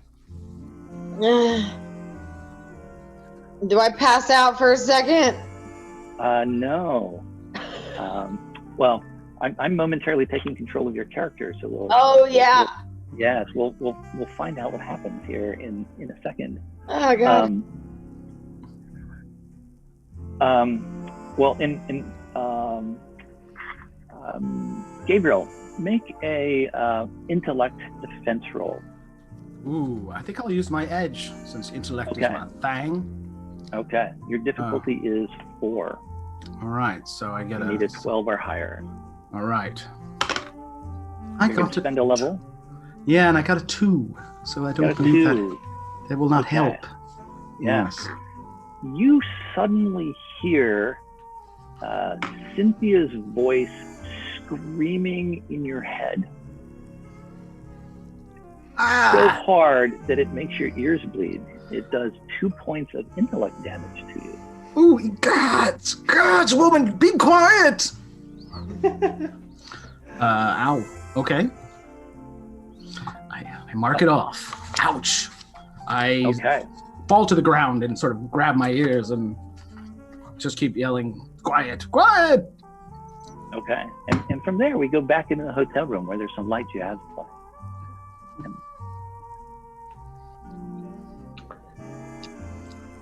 It occurs to me, and I pull my hand out of my pocket and I pull out a business card of sorts, says hotel downtown, and I show it to Captain Soto, and it says, someone, hold on, one of you is not who they claim to be. Kind of goes along with the video, doesn't it? That kind of does go along with the video. Just there's a difference between off-white and eggshell. Something could seem really close to being what it is, but not be that at all. Now you're making sense, lady. Now you're making sense. Okay. And at that moment, you hear a man scream outside. Shocking. Yeah. Should we run? Should we join? Should we go? Yeah. Should we find? Yeah. Do we recognize the voice as one of our cohort? Well, I mean, you haven't heard any of your cohort scream in agonizing pain, so not really. The camera cuts to a silhouette of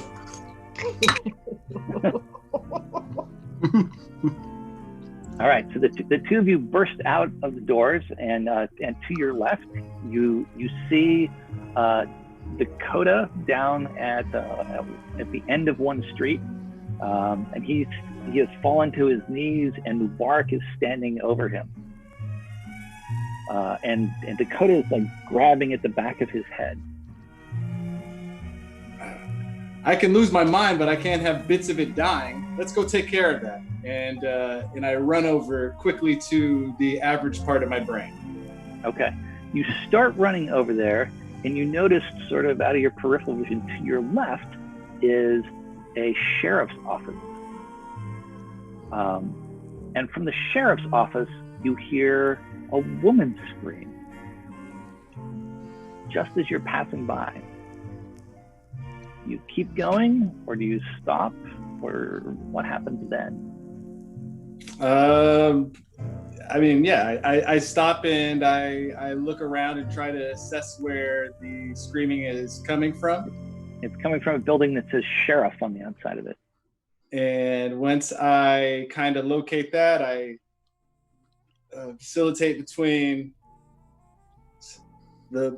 and then from inside the sheriff's office, you definitely hear Mr. Standish's voice say, "Get out of my head, get out of my head." Stop that infernal screaming, woman! You're destroying my ears! Jeez. My mind is falling apart. That must be my memory bank. And I just kind of freeze and stands panic. there frozen. Yeah, Albert, what are you doing? And I just like look at Albert like. So we've seen Dakota and Mubarak. You see Dakota and Mubarak, and they're just off the end of the street. Right. And we hear Mr. Standish. You hear Mr. Standish talking and a woman screaming from the building that you're standing next to your left. It's a bit of chorus of screaming, but yeah, yeah. So various tones. I'm no offense to the average guy, but I got this this image in my head and business card in my pocket, and I want to find the lady and confront. Okay. So I want to walk into the sheriff's office. Think with the aim of confrontation and. Okay. You walk into the sheriff's office, and there is quite a scene happening in there. Cynthia is like on the ground. She's pawing at the back of her head. She's screaming. Yeah. And Gabriel, what are you doing? Oh, Gabriel, you should also make a shock roll. All right. For having someone screaming in your head. That's a little surprising. That's a 14. 14. Sorry, I didn't give you a level on that. 14 is still going to make it. Oh, good. Yeah. Okay. 12. All right. I've been through similar experiences before. This is.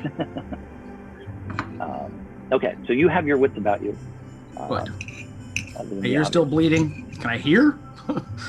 One part of my brain isn't what it should be, Albert. And I Something's wrong. And I'm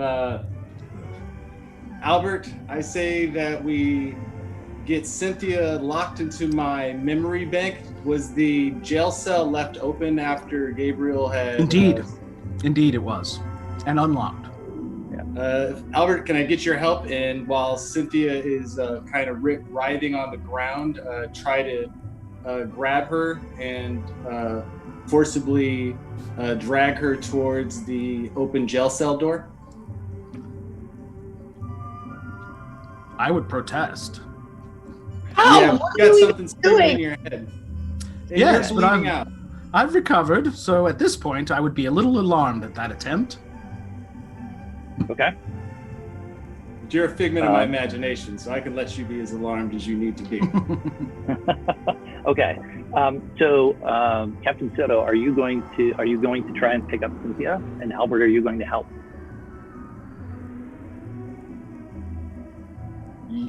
For me, yes. Well, not pick up as much. I'm not going to try to fireman carry her. But grab an arm and try and stand her up or something like that. Mm-hmm. Assuming that Albert or Gabriel is going to help you. I have no intent of helping. Is Cynthia's security guard wearing an outer vest that has a handhold? I mean, she's wearing a jacket. Oh, but I got a collar. Yeah. I'll collar her up. Okay. and try and pull her toward the back of the station. Can I pick up the Albert? shotgun while they're Oh yeah. But are you still holding it, or did you drop it when you started screaming? No, I think I had to dropped it. So Yeah, I'll it pick went it to the up ground. while they're scuttling her off. I'll grab the shotgun. Okay. I don't know yet from Albert if he's helping scuttle off. Yeah. I'm a little confused on the action, but I'm thinking of I was thinking of using fast talk to try to influence Gabriel Standish to see things our way and lock Cynthia up. Okay. So one thing about the game system is its skills can't be used against other players. Oh. You could still use your words to appeal to my intellectual curiosity. Yes. So, something like that would have to be resolved through role playing. You would have to actually ask Gabriel. You'd have to reason with Gabriel and convince him. Okay. Yes. Fast talk. Your skill of fast talk could be if you met an NPC, then you would absolutely be able to use that. Oh, okay. I see. But against your fellow players, it's all role playing. Right. Okay. We never do that in the other game, and it just never occurred to me. Okay, got it. Okay, okay. Yeah, we're venturing into player versus player category here.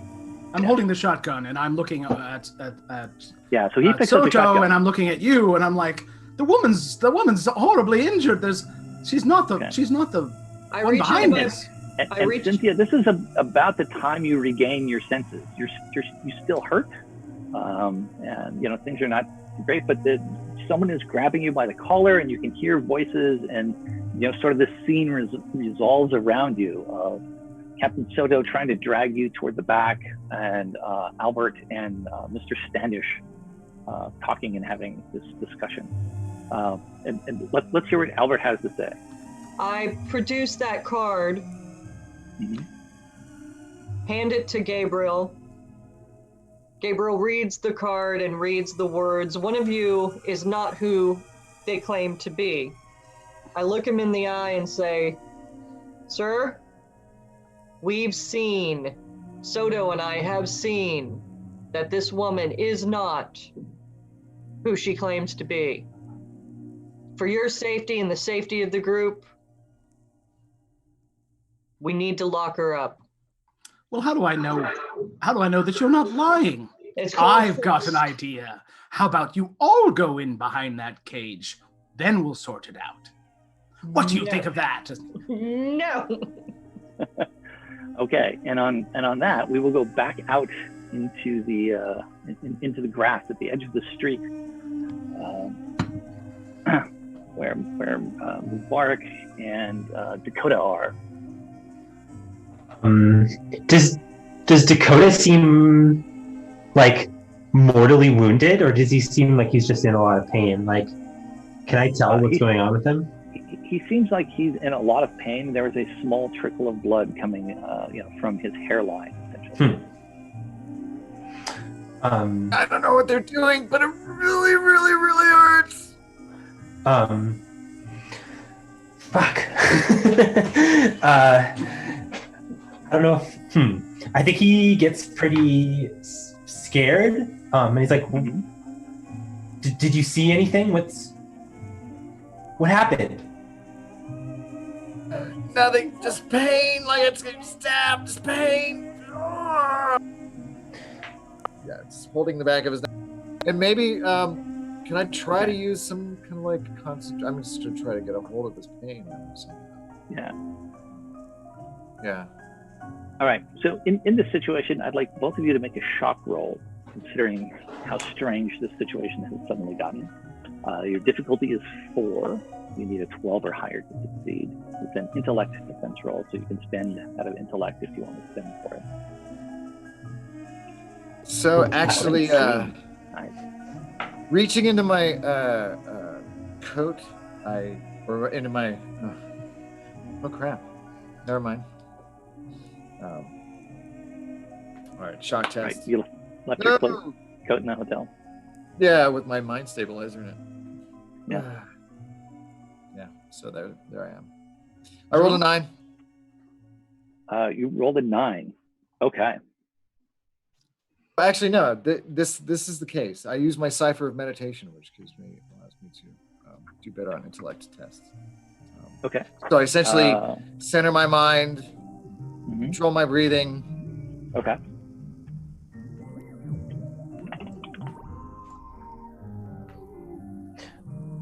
Oh, can you aid in this game? Okay. Oh, so I'm gonna spend some points for my intellect pool. Okay. Points. My edge brings it to 5, and so I rolled a 9. So I think that. Well, you can as a first tier character, you can spend a maximum of 3 points. Gotcha. Right, for one level. So then I spent for 3, so that's 2 for my intellect. And then the meditation will restore that. We'll restore it, right? But it doesn't get you to a success. Is there any way to aid him? Because the meditation doesn't affect the roll; it just restores points to the pool after you. No, that's what I'm doing. I'm spending. Oh, you're spending them. Okay, and you rolled a 9. Yeah. Okay, then that makes it a success. Exactly on. Okay, Exactly. Cool. Well done. All right. Okay, so as you get your bearings around you a little bit, Dakota, you realize you're in you're knelt down in this grass, right? And you're getting wet, right? Just rained. It's wet grass. Like your pants are starting to get soaked, starting to get cold and uncomfortable. Well, how about the pain in my head, apart from the discomfort? Oh no, that's the same. Yeah. I'm gonna actually the chill, the kind of the dampness might feel. I'm gonna fall down, spread eagle on my back, and let my head rest against the bare earth, in the grass. Okay. Mubarak, what are you doing? Is it dark yet? Almost, yes. As it's starting to get darker, I think I want to activate my Cypher. Okay. Especially since there seems to be some sort of invisible assailant. I want to be as aware as possible. So I have a Cypher called Dark Sight. This is my concept. You can force your eyes to dilate wider than normal, allowing you to see in the dark for up to 5 hours or until you stop this action. So being prepared for the darkness and being prepared for any figures, I just want to be able to see as much as possible. And this is the thing I was asking earlier. I wasn't sure how that works, like narratively, because it seems kind of superhuman. It is, and that's the nature of ciphers. Is they let you break the rules ever so slightly. So really, in game terms, it means that Mubarak has trained himself to be able to do this and hold this thing for a period of time. And so, visually, if we were watching this as a movie, we would see the street transform and be much more brightly lit than it is right now. To almost look normal. So you can see and does that help me see? If it's pretty much normally lit, you don't see anything else. There's nothing. Okay. Nothing beyond what you've seen before. Okay. You definitely, though, at this point hear screaming coming from the sheriff's office. Okay. Dakota, you do too, but you have other problems. Yeah, I'm just trying to grind the pain out into the earth beneath my head. Okay. Yeah, it doesn't really seem to be helping. Dakota, I feel like I can trust you, but something odd happened earlier. I tried to see what happens to you in the future, and I saw Cynthia instead, and she seemed to be writhing in pain and screaming, and I'm not sure if we should go check on her or if we should You hear run. that very same screaming right now. I roll over onto my hands and knees and kind of as much as I am able, crawling in the direction of the screaming. Just go, I'll keep up. Okay. Out of view of Dakota, I pull out my card and look at it nervously. Okay. All right, he's crawling along, pretty easy to do. You do that, and we will. Do you head toward the sheriff's office then?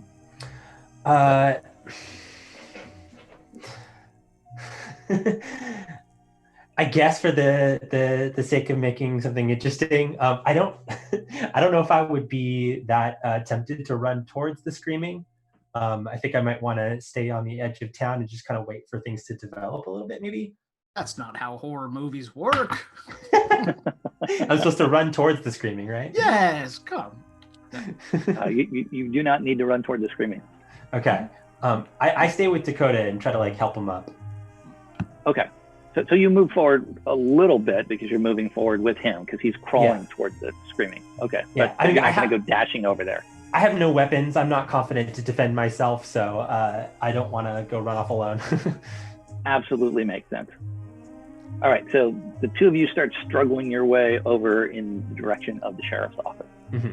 Leaning heavily on Bark, Yeah. All right.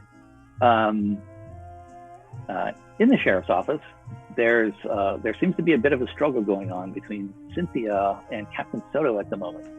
Cynthia, I take it you don't want to be drugged into the back. Or do you? I don't know.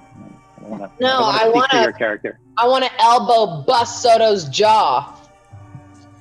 How do I do that? All right. Each of you should have an unarmed combat skill on your character sheet. So each of you roll that. It's a speed action. It says, you'll see it says that it has a modifier of -1, which means it's one step easier to do. So all that means is you're going to roll and subtract 3 from the roll. I'm sorry, add 3 to the roll. But it applies to both of you, so it's not going to really affect I'm sorry. Don't tell me yet. And I can use speed from my speed pool to up that. Yes. Either of you can spend 3 points out of your speed pool also to improve your roll. Wait. What about stealth? This is not a stealth situation. You're not trying to sneak around. It's just a big. Okay. Yeah. This is not a subtle move. I'm going to use 3 out of my speed pool with 1 edge. Okay, so 2 out of your speed pool to ease the roll by 1 step. And I have. Let me see if I get hit first, I guess. And I rolled a 10. Okay. Cynthia, what'd you get? I only rolled a 4, but I have a Cypher that can disarm within immediate range of whatever they're holding. And I also have a special ability, no need for weapons. When I make an unarmed attack, such as a punch or a kick, it counts as a medium or light weapon. Because I'm badass. Yeah. So if you hit him or hit her, you will do more damage than a normal person would do. Oh, but I got a 4 plus 3 is 7. You got a 4. Yeah, right. So I didn't hit him. And she got a 10. So you try, and Soto manages to get out of the way. No! So the two of you are struggling there, trying to do it. Of course, you've got the little floppy gate to get through, and it's a whole scene going on over there. What's happening between Gabriel and Albert? Perhaps you should help your friend. And I sort of stand there with the shotgun, like I'm holding my ground here. Is this a good? Would it be a good use? Would this be a good time for me to use effort enhancer, or is this considered combat? I don't know. What are you trying to do? Oh, sorry. If I was helping Captain Soto get Cynthia into the behind bars. Yes, it's essentially unarmed. It's essentially unarmed combat. Like if you're helping. Okay, so I could not use effort enhancer. You can apply 1 free level of effort to non-combat task without spend. Okay. That's correct. This is technically a combat task. Okay. All right. Okay. Well, Gabriel's got the shotgun. Mm-hmm. I'm gonna I'm gonna wrestle the shotgun away from the old man. Oh, really? Okay. You must be one of them. Player DM, I would Yeah. like to use my special ability, Player Intrusion, and give Okay. 1 XP to Gabriel Standish.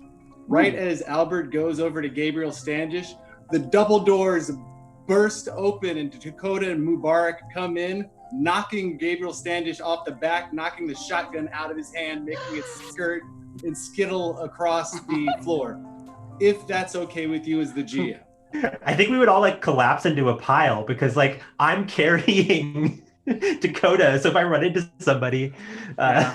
I am gonna- standing close to the door, so that is feasible. Okay.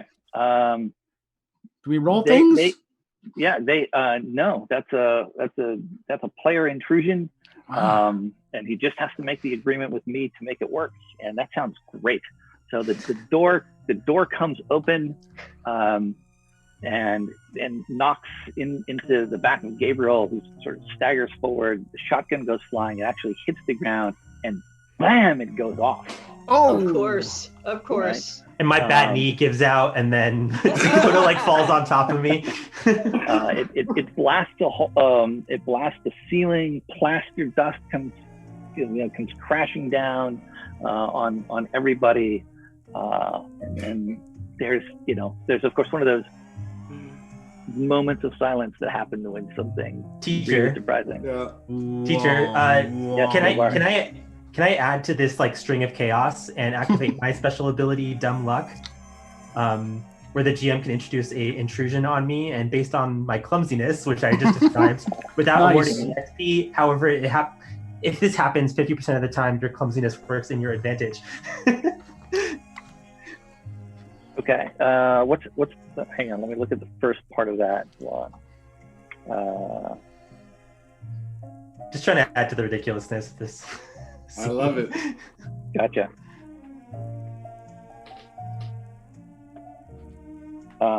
Okay.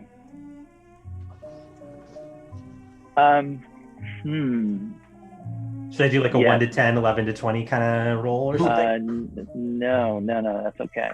I'm just looking at something here. All right. You are carrying with you your deck of cards, Mhm. right? And you stagger forward, right? And when you stagger when you go forward, right? Gabriel is there, right? And you try and step around him, and he bumps your arm as you're doing that, right? Because he's trying to get up, and the deck of cards in your hand goes flying through the air, Mhm. right? Dakota, you see the cards flying, and it occurs to you that deck of cards is really important to him, right? And you want to make sure it doesn't get wrecked, right? Because like he specifically did it, and he's got something that he's doing with it, like he's been talking about this. And you stop that deck of cards in midair, like as it's starting to come apart. The cards just freeze in midair. And Dakota, you become aware of the fact that you did that. Yo, I'm were we like, all, oh wait, X-Men no, or those something? were, and I reach my hand out, and that's when, yeah. Are we all like X-Men or something? What's going on here? And That's not how and- stuff works. I stopped dragging Cynthia and am just gobsmacked with my jaw open, like, okay, Yeah. something's gone wrong with the program here. So Unplug me from the deep everyone else data jack. make a shock test as you Ooh, see boy. these cards freeze in midair. Okay. Oh, Difficulty boy. 5. This is Hmm. like weird stuff happening right in front of your face. And Dakota was fully expecting everyone else to be frozen too, and the fact that they're not 20. is actually 16. That's 20. Nice. Okay. 6. 10. Wait, I'm not doing it right. 10. Yeah, that's good. Yeah. I think it's All cute right. when we all show our die. All right. Concrete. So, yeah. Yay. Sorry, Mubarak, you got a 20? Not 20, yeah. Is that what I saw? Okay. Mhm. And what did Mika get? I'm sorry, Captain Soto. You got an 8. Correct.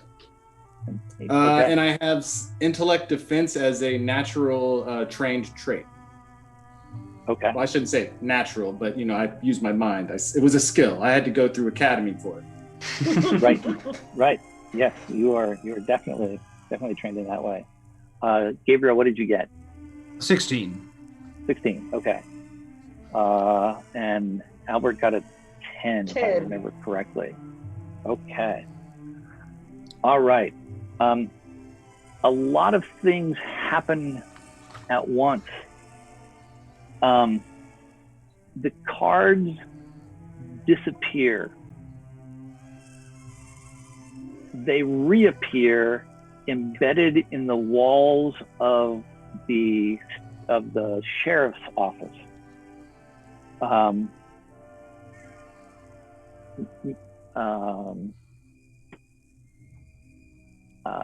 Captain Soto, you're pretty confident that somehow you caused that to happen. You're also muted, Captain unmuted. Soto. Muted. I'm causing all of this to happen. I'm very confident that I am at the root source of all of this. Okay. All of you hear Cynthia like yelling in your heads. Cynthia, what are you yelling at everybody?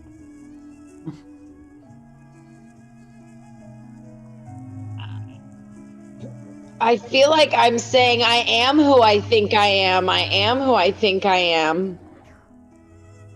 All right, so all of you hear that in your head. And Cynthia, you become aware of the fact that you are projecting your thoughts into the minds of the people around you. As you see them react and all look over at you, like you didn't say anything, but they seem to be reacting to what you're thinking. And that happens just before everyone needs to make an intellect defense roll. Everyone that is except for Albert. They difficulty 5 intellect defense roll. Having made the save, I made the save before. Am I still rolling for this? Yes. All right. Did my nat 20 do anything? Are you gonna use your Cypher for the? Oh no! This is a new roll. Oh, okay. I'm glad that I have intellect defense because I definitely rolled a 4. I see a 4 and an 8. Oh no! 3. Oh no! And another 3 and a 20 from Mr. Standish. Nice. Okay. All right. Albert, in a moment in which you just really want this all to stop for a second or two, you kind of concentrate really hard to get everyone to stop and to get Cynthia's voice out of your head, and you push back, and you can feel that that anger and that energy go into everyone else's minds. So everyone except for Mr. Standish takes 3 points of intellect damage. So reduce your intellect stat by 3 points. A fat lot of good your little meditation did. Speaking of that, in my panic and with this loud screaming in my ear, I try to go find somewhere away, somewhere underneath a table somewhere, so I can quietly meditate, because I'm down to 3 intellect, and that's my main power stat. So I need to go activate my other Cypher to recover some. Okay. I mean, you could duck under a desk, or you could go outside. Yeah. Or... In all this commotion, I'm panicking. I see my cards go into the walls, and I'm gonna investigate that in a second. But I need to get my juice back. Okay. So are you going outside, or are you going to duck underneath a desk? I duck underneath a desk. Okay. All right. So you go through the little flopping things and go in and get behind one of the detective desks. Mm-hmm. Okay. And crouch down. He doesn't look at all like he's curled up in a fetal position. Not at all. It's a valid way to meditate. Yep. And what do the rest of you do? Self-care is real. I take advantage of it and grab the shotgun again, or try to help Cynthia. You can do either of one of those two things. Gabriel, grab the shotgun. Fuck, my neck is still hurting. My neck is still hurting. I get away from Soto. Yeah. I reach for the shotgun. Okay. You pick up the shotgun. Dakota and Cynthia, you're that pain in the back of your head is almost completely gone, actually. Oh, thank God. I mean, the stabbing sensation has gone away. Of course, having been replaced by, pain in your actual mind. All right, Miss Cynthia. Are you all right? Oh my God, I'm feeling relief. That's all right. Give me that gun. Contemplate for a moment, and I Please, read her. Gabriel.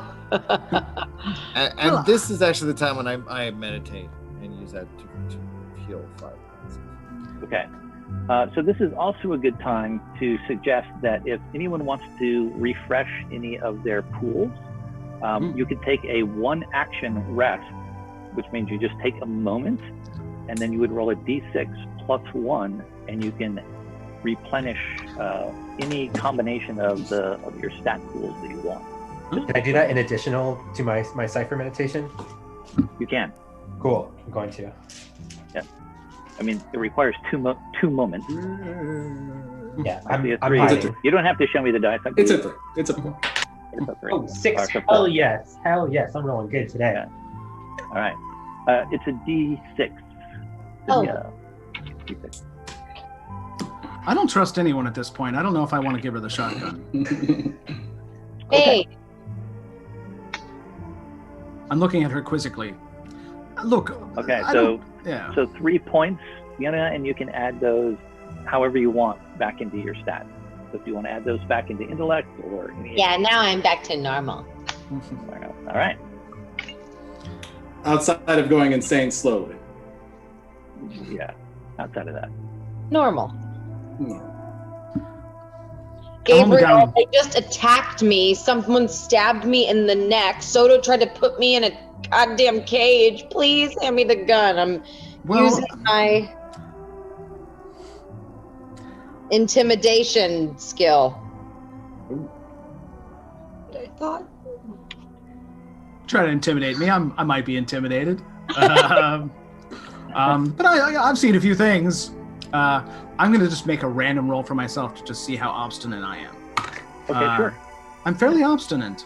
I got a 13. I know myself. I don't know any of you because no one knows who you are. You could be anyone. Which is actually a quote from his card, but he's making it like he said it. How about this? How about everybody just settle down and stop trying to attack each other? My logic is finally making sense. I let go of Cynthia, and I just take another breather, and I'm like, wow, this deep wake therapy program must have some corruption in the code, because this is a really, really bad way for me to resolve some of my personal issues on this flight. What possessed you, madam? Why should I be so concerned about this? Clearly a constable, clearly an honorable woman, and yet part of the interstellar constabulary. Yes, and you clearly have some knowledge that I do not. So perhaps you should spill the beans. I look over at Albert, kind of give like a quizzical, like, what do you think? Think we have to. After what? Speak plainly. All right. Well, we saw a flat hollow vid showing footage, like old-timey footage that my uncle Ed Ford used to watch, Matt Locker, and he downloaded over the Internetflix, and it was one of his favorite classic shows. You're not helping. I don't understand a word you're saying. But in it, a Nickelodeon? Are you referring to a Nickelodeon? Nickelodeon. iCarly has huge stocks, but that's a different part of my mind. That's a What are different you part talking of about? where my brain was. There was an evidence locker that was in, I believe, one of those old-timey constabulary stations, an interstellar constabulary station, and we saw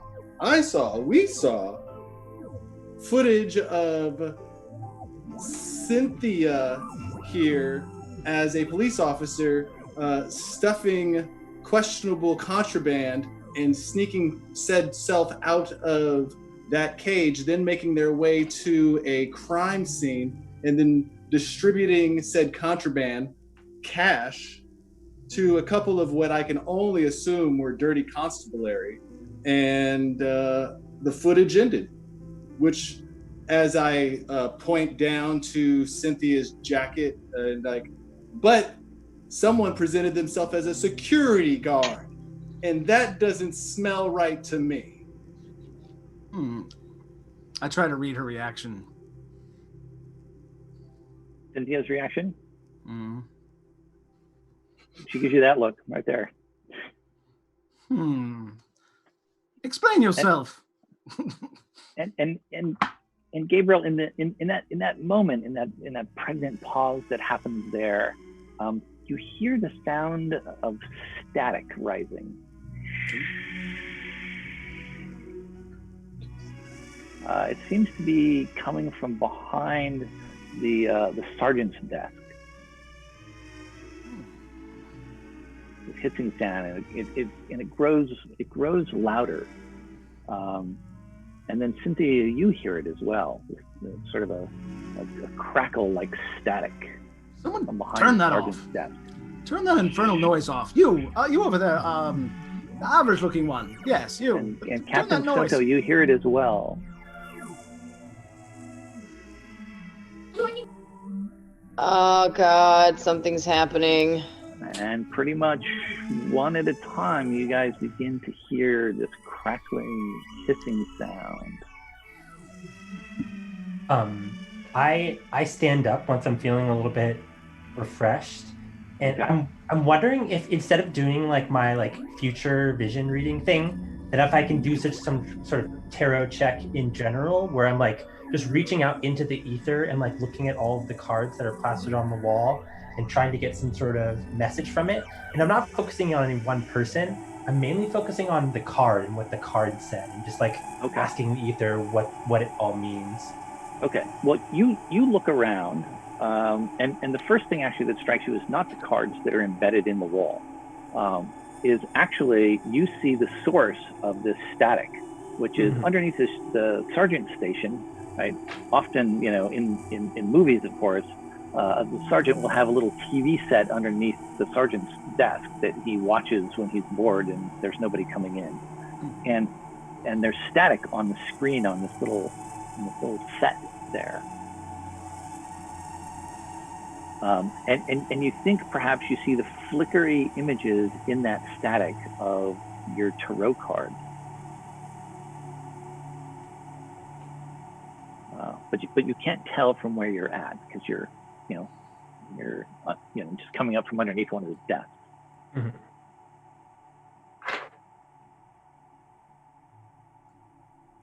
I think you went muted or something. No, I'm here. Oh, okay, cool. Sorry. Yeah, I go to the TV. What is it, Murbeck? What is it? Something weird at the sheriff's desk. And I head over to investigate the TV. Okay. The And he's heading in the direction you can all hear the static coming from. What the rest of you do? Rising up from the with a clearer mind after my break of meditation there, I'll head over to the sound of the buzzing, hissing television set as well. Okay. Do you hop over the little railing? I'm not doing much hopping right now. I'm usually making my way around Okay. in the safest, most ergonomic way possible.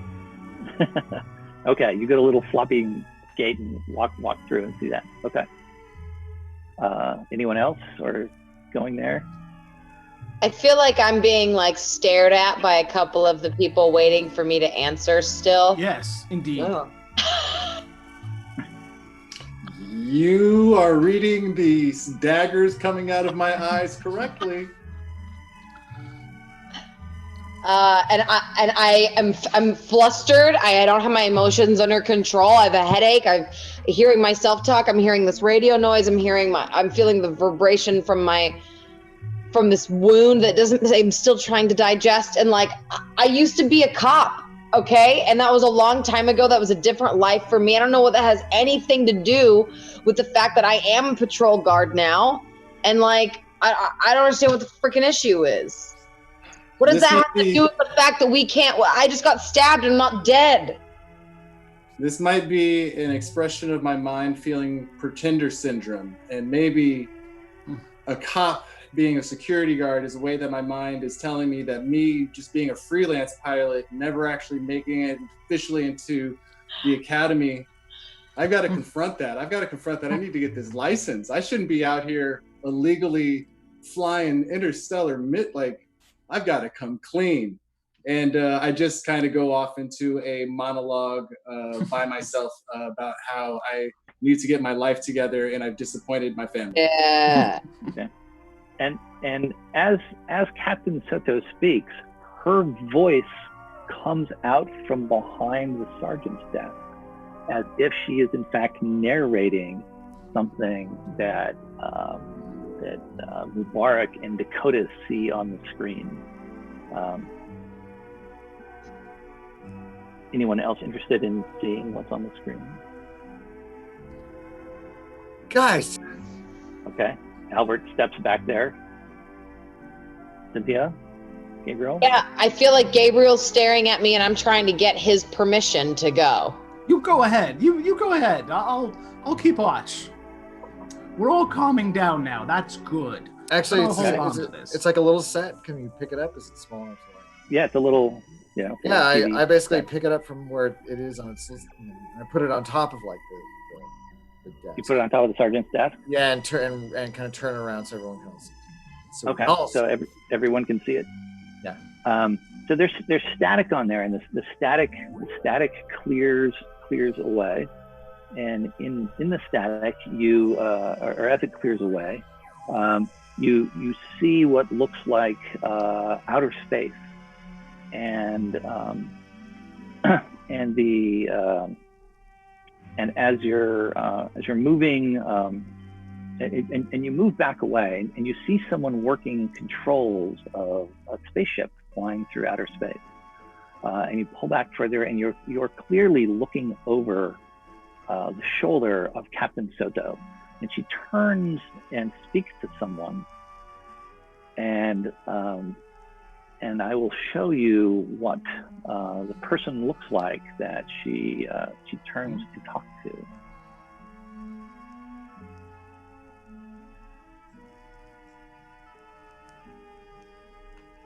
Person looks like what? Oh, perfectly normal and fine. Oh my God. Oh God. Oh, the That's Cthulhu the fun guy reveal. from Yuggoth. Oh, it's about geez. 6 feet tall and has, it's about 6 feet tall. The rest, I think, says everything. Yeah. It's... And then that image fades away, and it fades into another image. And in that image, we are moving slowly around the room, and it goes past some scientists in lab coats, and then some people in some black uniforms, and then it stops, and you see Albert standing amongst this group of people, and then the camera turns away from Albert and moves back almost to Albert's point of view. And in the room that Albert is in, you see this hovering above the floor.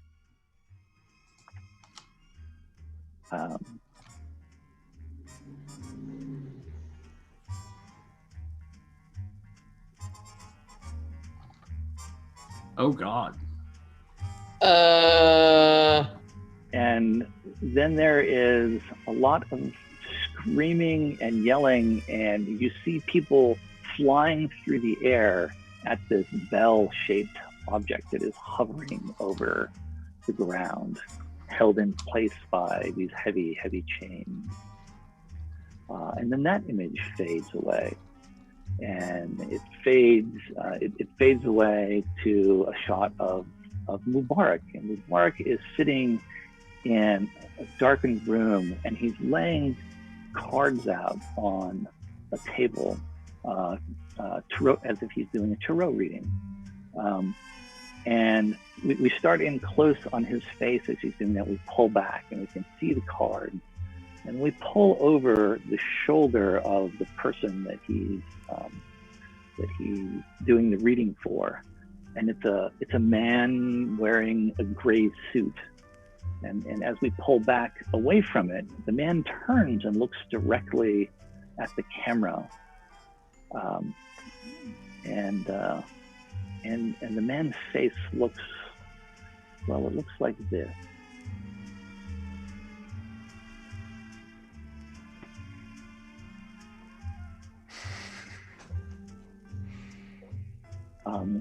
And that scene then dissolves away, and it dissolves away to an image of a train moving along in the night, and you hear the clitter clack of rail cars, and you see a man walking across the top of the train.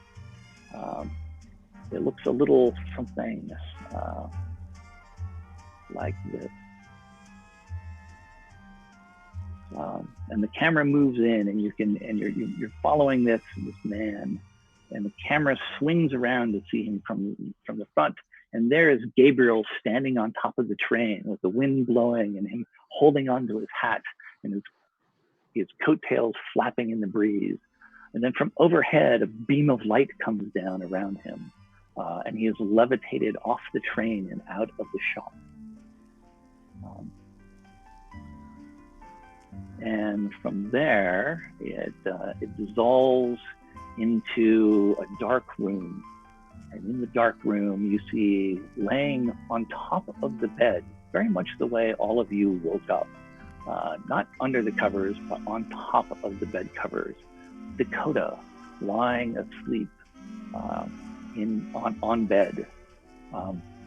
Beams of light come through the windows of the bedroom that he's in, and they play across him, and then his body levitates off of the bed and floats horizontally out of the window and disappears into the dark.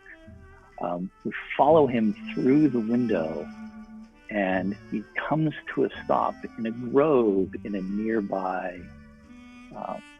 In the woods nearby, and we move past him, and we see in the dark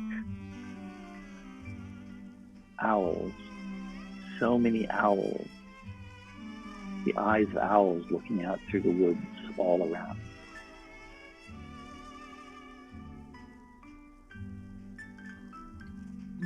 And then the image breaks once again into static, and the screen goes dark. Well, it appears Cynthia isn't the only one who has to explain herself. I mean, I've been pretty open with my experience. Well, you didn't mention, what sort of creature are you? Am I? I'm just a guy.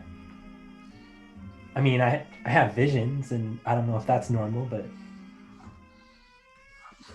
I've heard of it before. It's not uncommon.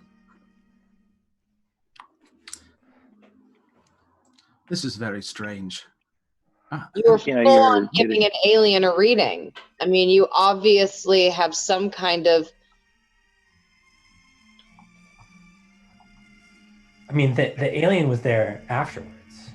I didn't see them until...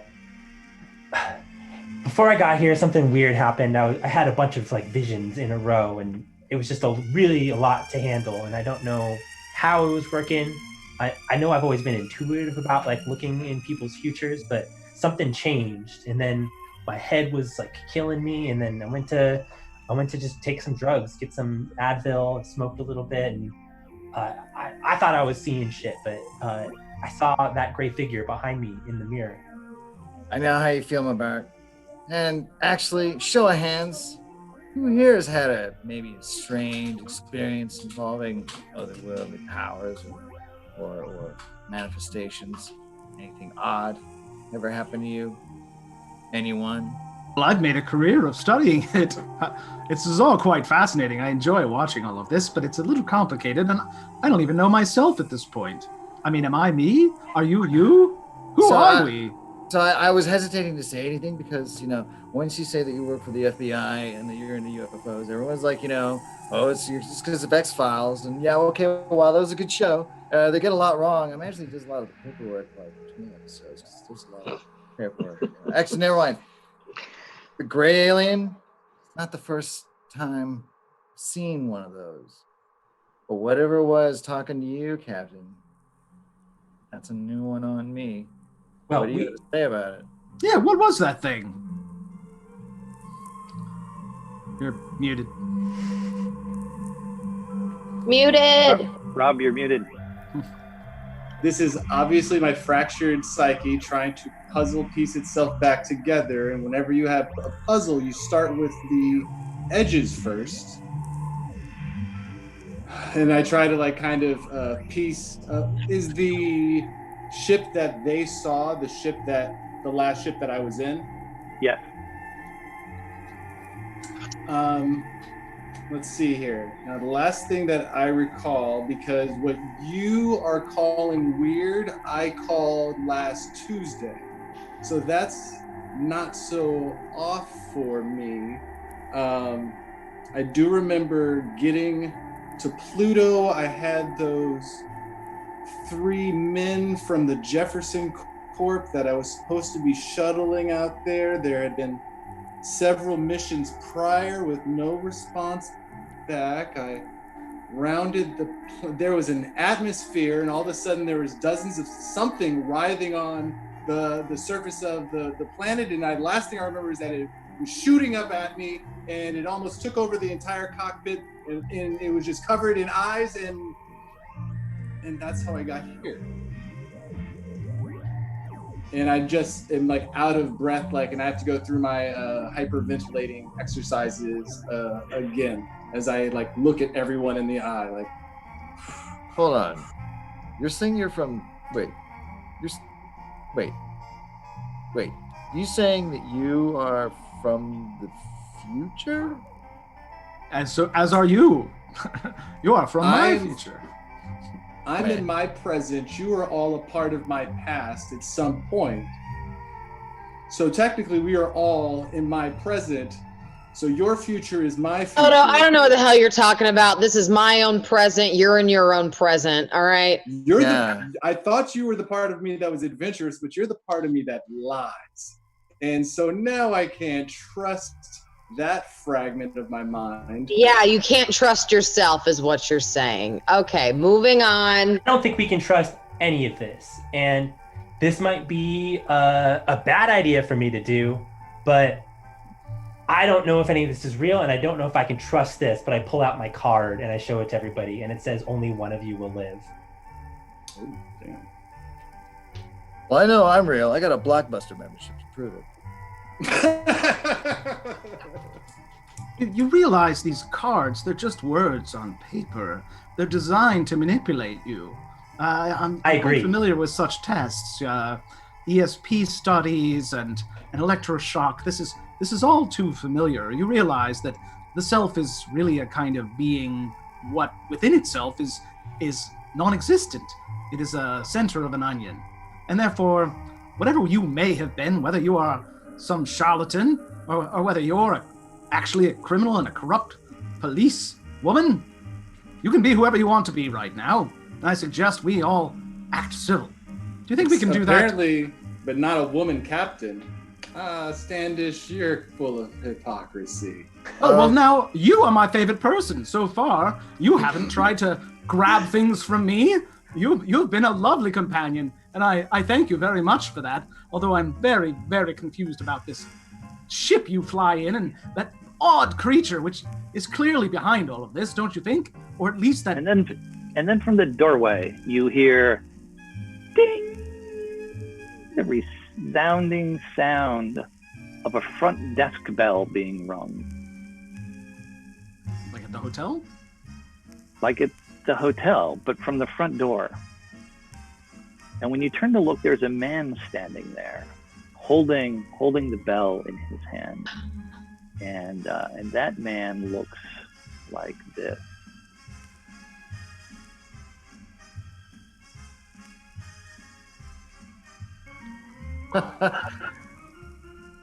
I hear Dakota say, "You gotta be fucking kidding me."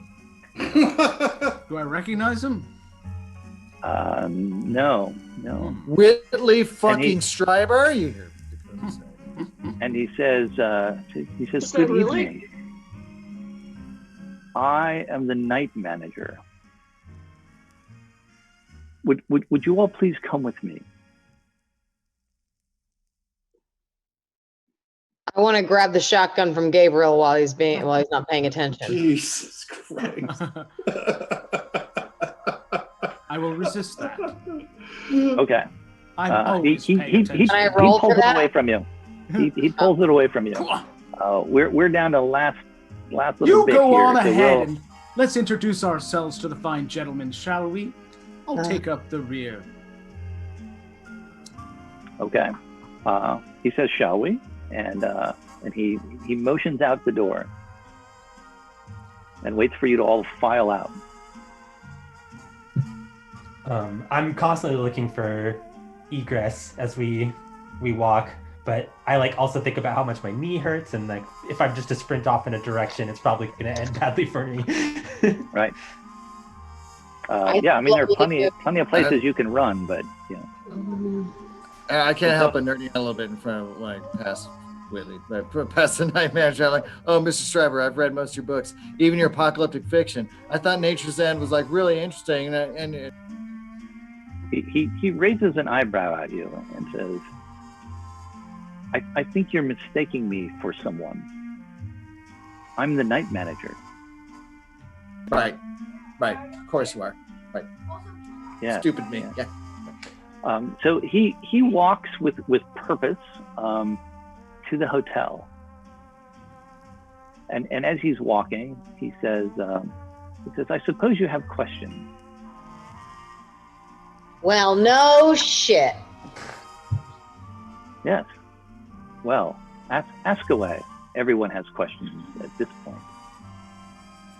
Why are we here? Am I dead? It's always a good question. Why are you here? We're trying to find out. Two things. One, are you able to manifest your ability? And I think we've achieved 4 of 6. No, 5 of 6. But Mr. Brown is not aware of his particular abilities yet. Mr. Brown. I could do more than just predict the future? Oh yes, most certainly.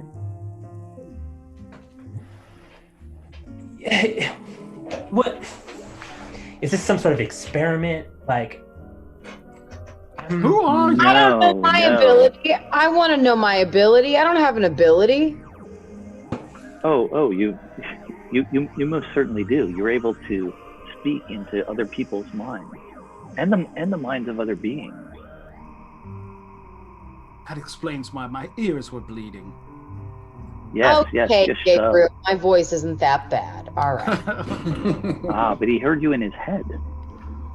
Yes, it was quite loud. Really terribly rude. You should keep it down.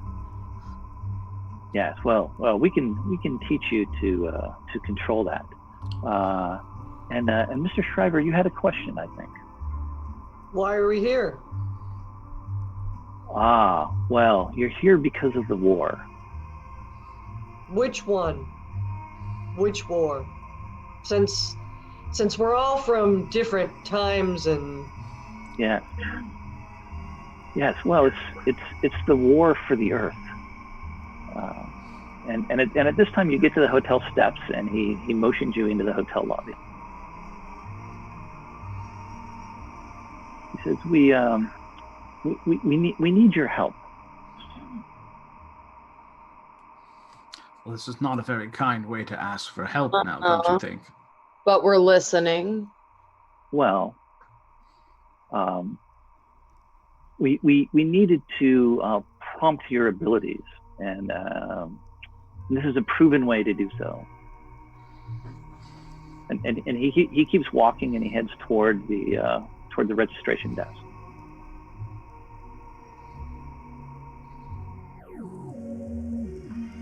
So let me get this straight. Is Whitley Stryber one of you? Like, or do you just like happen to look like him, or? I'm the night manager, sir.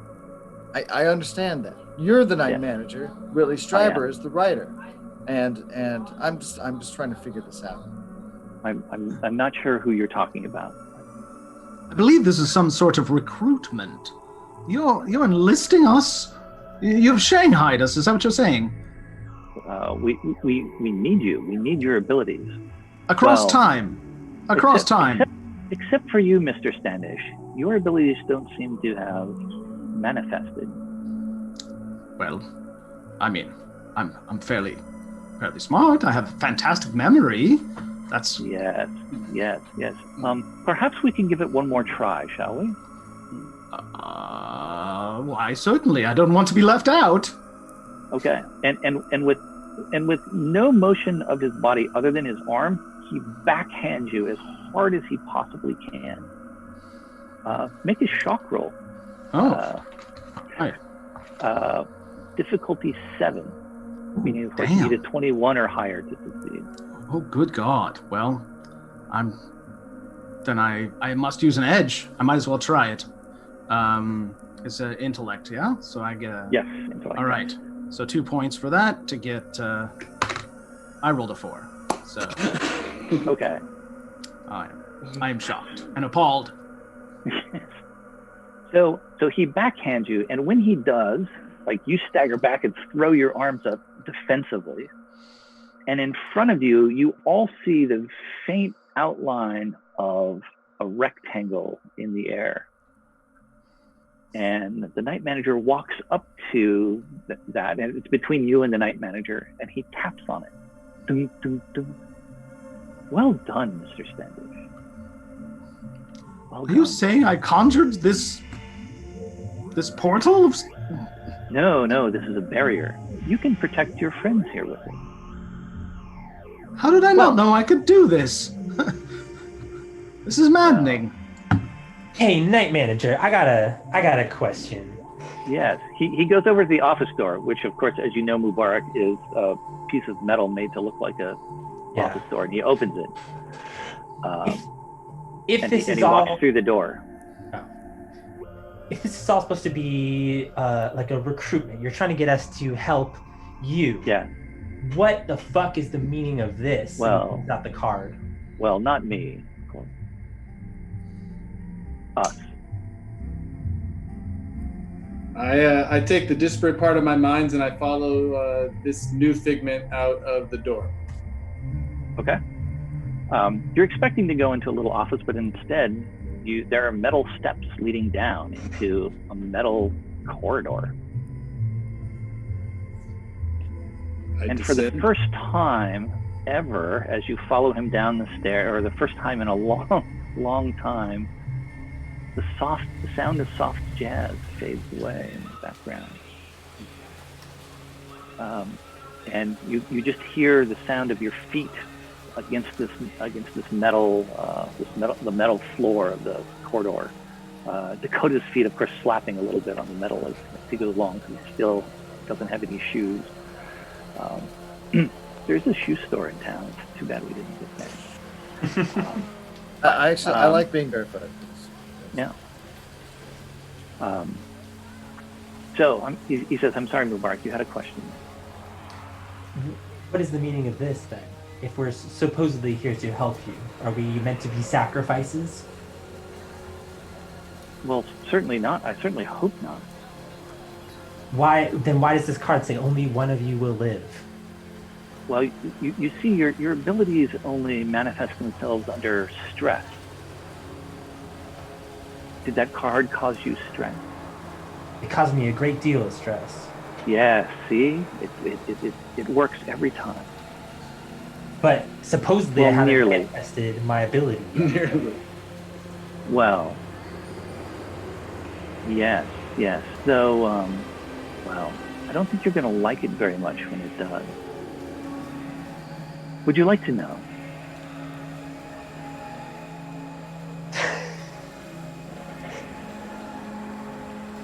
What the fuck ever. Fine. I want to go home. I want to see my wife. I want to get out of this horrible dream. I'm sorry. Your wife passed away a few hundred years ago. Wait a minute, excuse me, what? What? When are Yes. we? Yeah, When what are we year exactly? in? Mubarak is just well, fucking stunned. He's silent. Yeah. So Mubarak, back to your original question. You have the ability for empathic healing, which means if your friends here get injured, you will take on those injuries. Good news, you heal much faster than they do. Much faster than almost anyone. That doesn't make sense. I watched Dakota bleeding in the grass, and I didn't feel his pain. Well, that's because his pain wasn't real.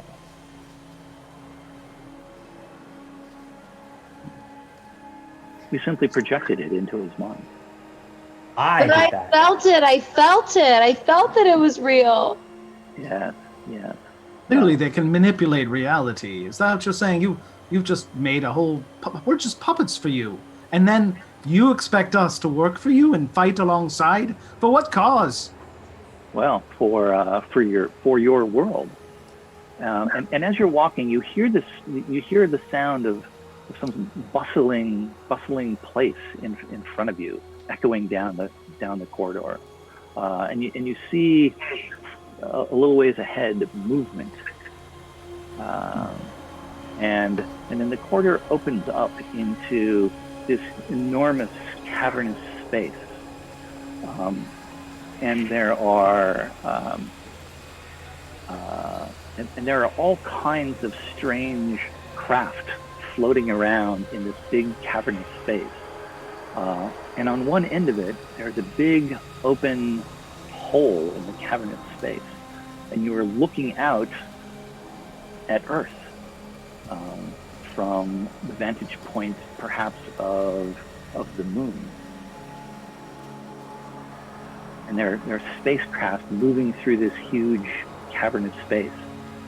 It is the size of a dozen football stadiums, probably. And flying around in that space are strange creatures that you saw with Captain Soto. You guys, I gotta make a confession.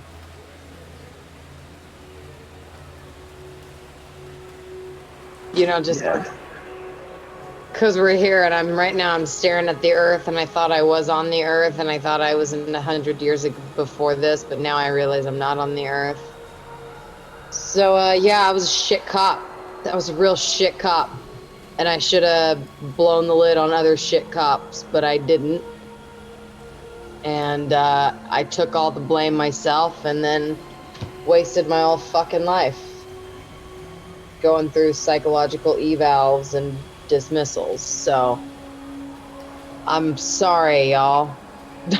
Well, you're going to need this kind of honesty if you're going to work together as a fighting team.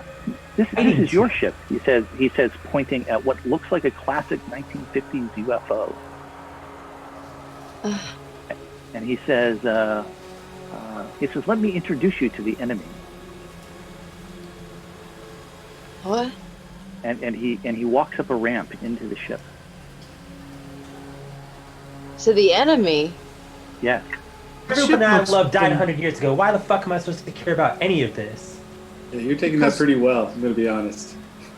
Because humanity matters. Humanity matters. You think the people thousands of years ago who built civilization knew anything about you? They knew nothing.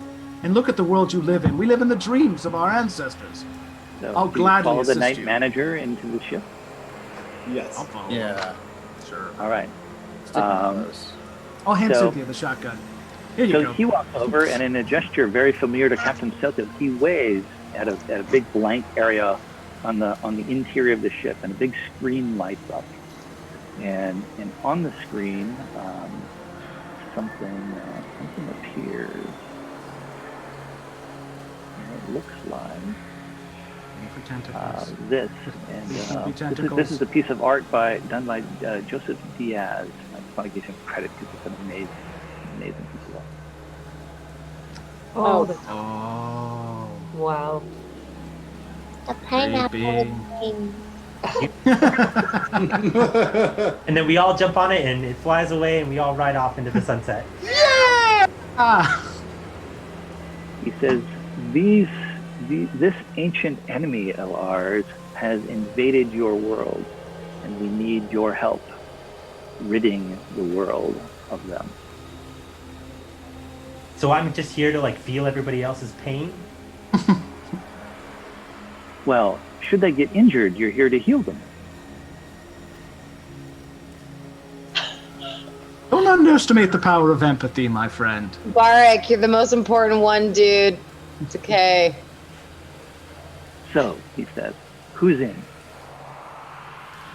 So you're saying it's like 100 years in our collective futures? Well, in the terms you would understand, it's the year 2295. Jesus fucking Christ. But there's still a world there to be invaded, right? Yes, at least for now. Well, how exactly did you snatch us from our respective eons? Well, we are a very long-lived people. You're saying you just kept us on ice. Yes. It's very rude. You know, I had proper business to attend to. So Well, we can't go back. You can't we knew- send us we- back. No. Oh, no. Time travel is beyond our abilities. But freezing us for 900 years is All right. well within your reach. Okay. I walk up to him and just deck him in the face. Okay. You That's my line. you catch him square in the face. Your fist sinks into his face, and you realize he's essentially made of clay. Whoa. And when you pull your hand back, the imprint of your fist remains, and then it slowly works its way back out. What So- are you? Who's in? I'm seething. Oh God, what else are we gonna do? Well, you If have Oh, to you're go my back. adventurous side again. That's what I like. I've been trying to make sense of a lot of creepy shit that basically ruined my childhood. I'm in. Well, what else? I like what a else good would- war. I'm in. What are our Jet, other the fucking options? airlock. I'm out.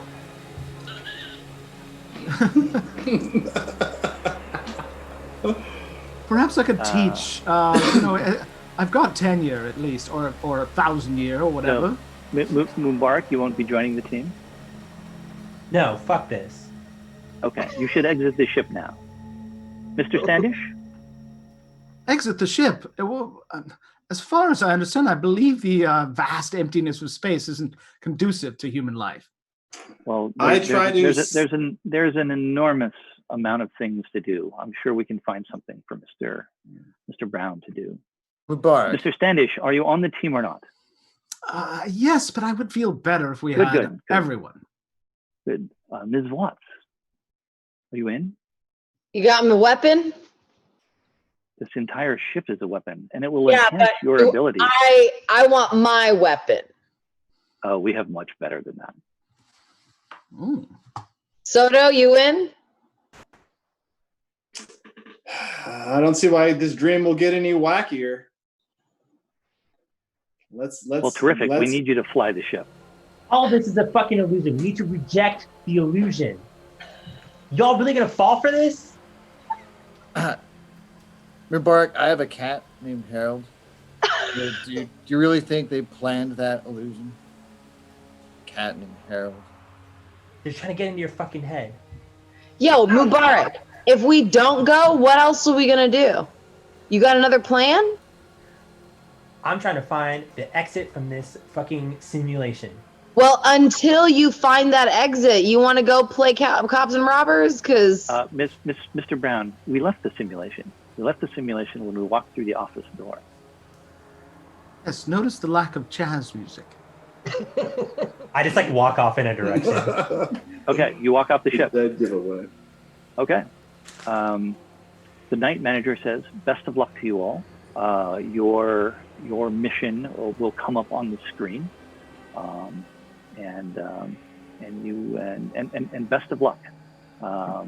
Everyone on Earth is counting on you." no pressure. And he walks off the ship, and the door closes behind him, and you see him, following following Mubarak at a discreet distance, and then the door closes, and a mission comes up on the map and says where it is that you are intended to go and fight. Dun, And dun, dun. that is the end of our little town. Mubarak! You left us, you bastard! It's a good cliffhanger. I like that. He'll come back around. Well, leaves us open for the sequel. Yes. Oh, should we all not have gone? What are we fighting for? Oh, God! Fucking nothing. That's why I walked away. Yeah, actually, Dakota will say after the door closes, he goes, "I believed about 5% of what you said."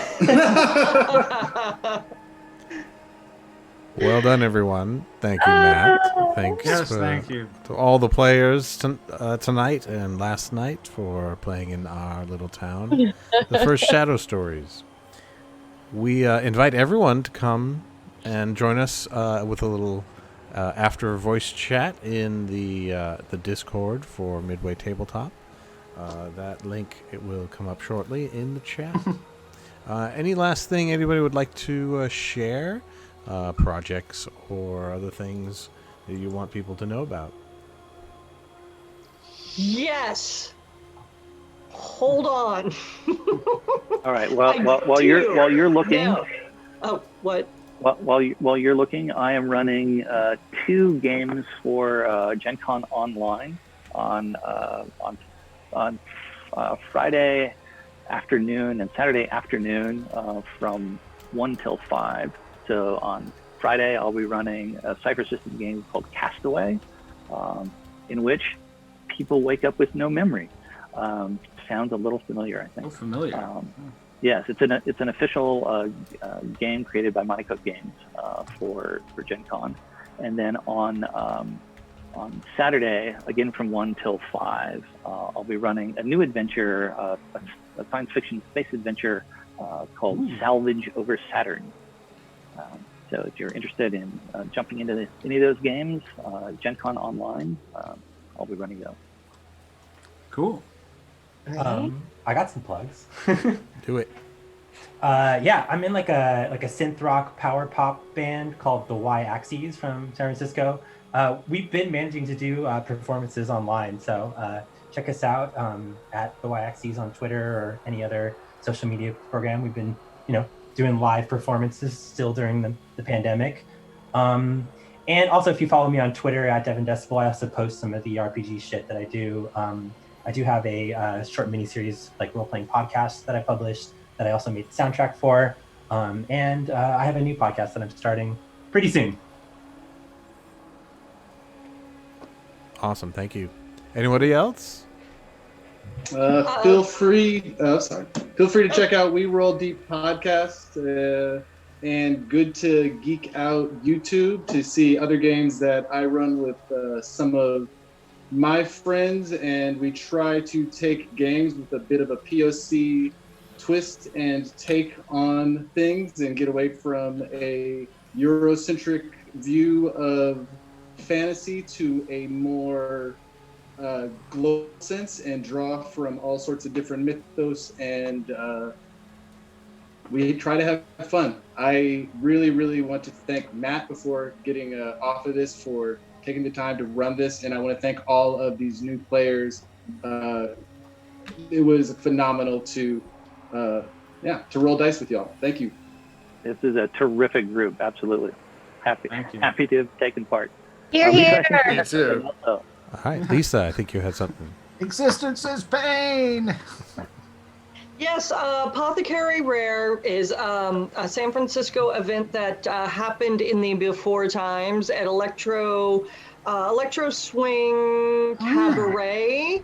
And we are coming together on Wednesday, July 29th at DNA Lounge to do a big experiment in social distance, socially responsible, live webcast performances on a stage with lights and smoke and all that kind of wonderful stuff. Some of the acts will be pre-recorded, some of the acts will be live. It will all be done in a safe manner according to laws and edicts of the time, and we will be live streaming on dnalounge.com /webcast. If you just go to dnalounge.com, there's prompts for everything from their calendar to the pizza restaurant, and you'll see webcast.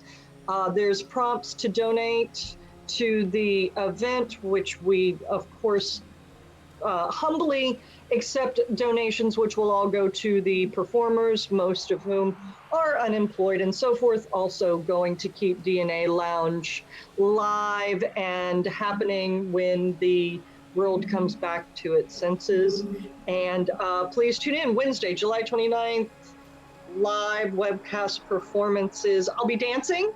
There'll be burlesque, though I will keep my clothes on. There are burlesquers, there's fusion dancing, there's hip hop, there's a chanteuse, and I believe there's also a violinist. So this is going to be pretty cool. Wonderful, thank you. I'll make a quick plug for Eternium Road on Tuesday nights on this station. Mm-hmm. Highly recommend stepping in for the Deeplington arc. Where Devin will be joining us. Mm-hmm. Awesome. Tuesday night, 8 p.m. Coming right up. And Fiona, anything from you? You have all kinds of things going on. Like, I'm not doing nothing. That sounds like a lie. What am I doing? I did this really cool nonprofit gig that should be going up in the next month. It's called the Fear Project.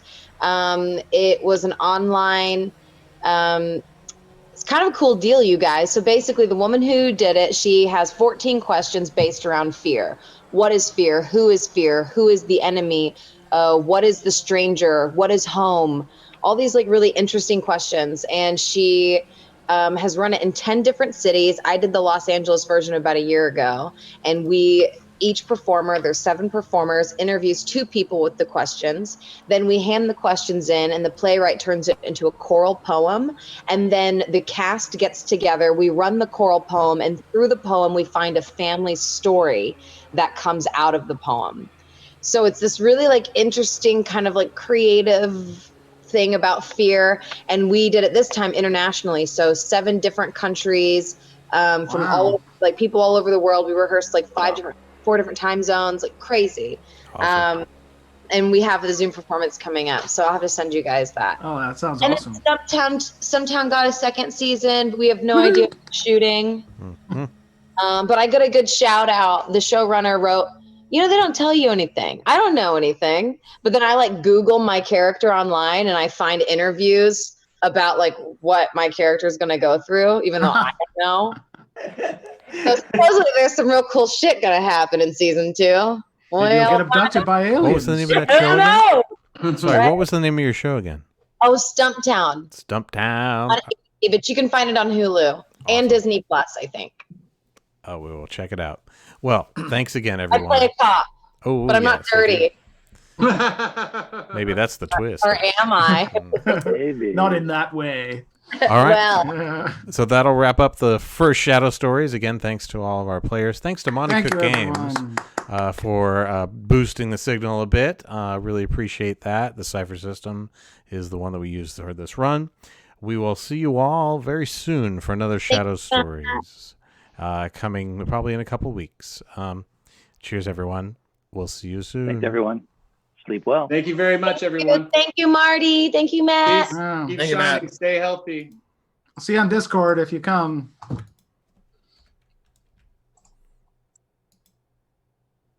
Alrighty, so bringing us out of the shadows, we are going to move on over to the voice chat on the Midway Tabletop Discord. But I do want to read our credits. So Our Little Town was created and narrated by our storyteller Matt Steele using the Cypher system.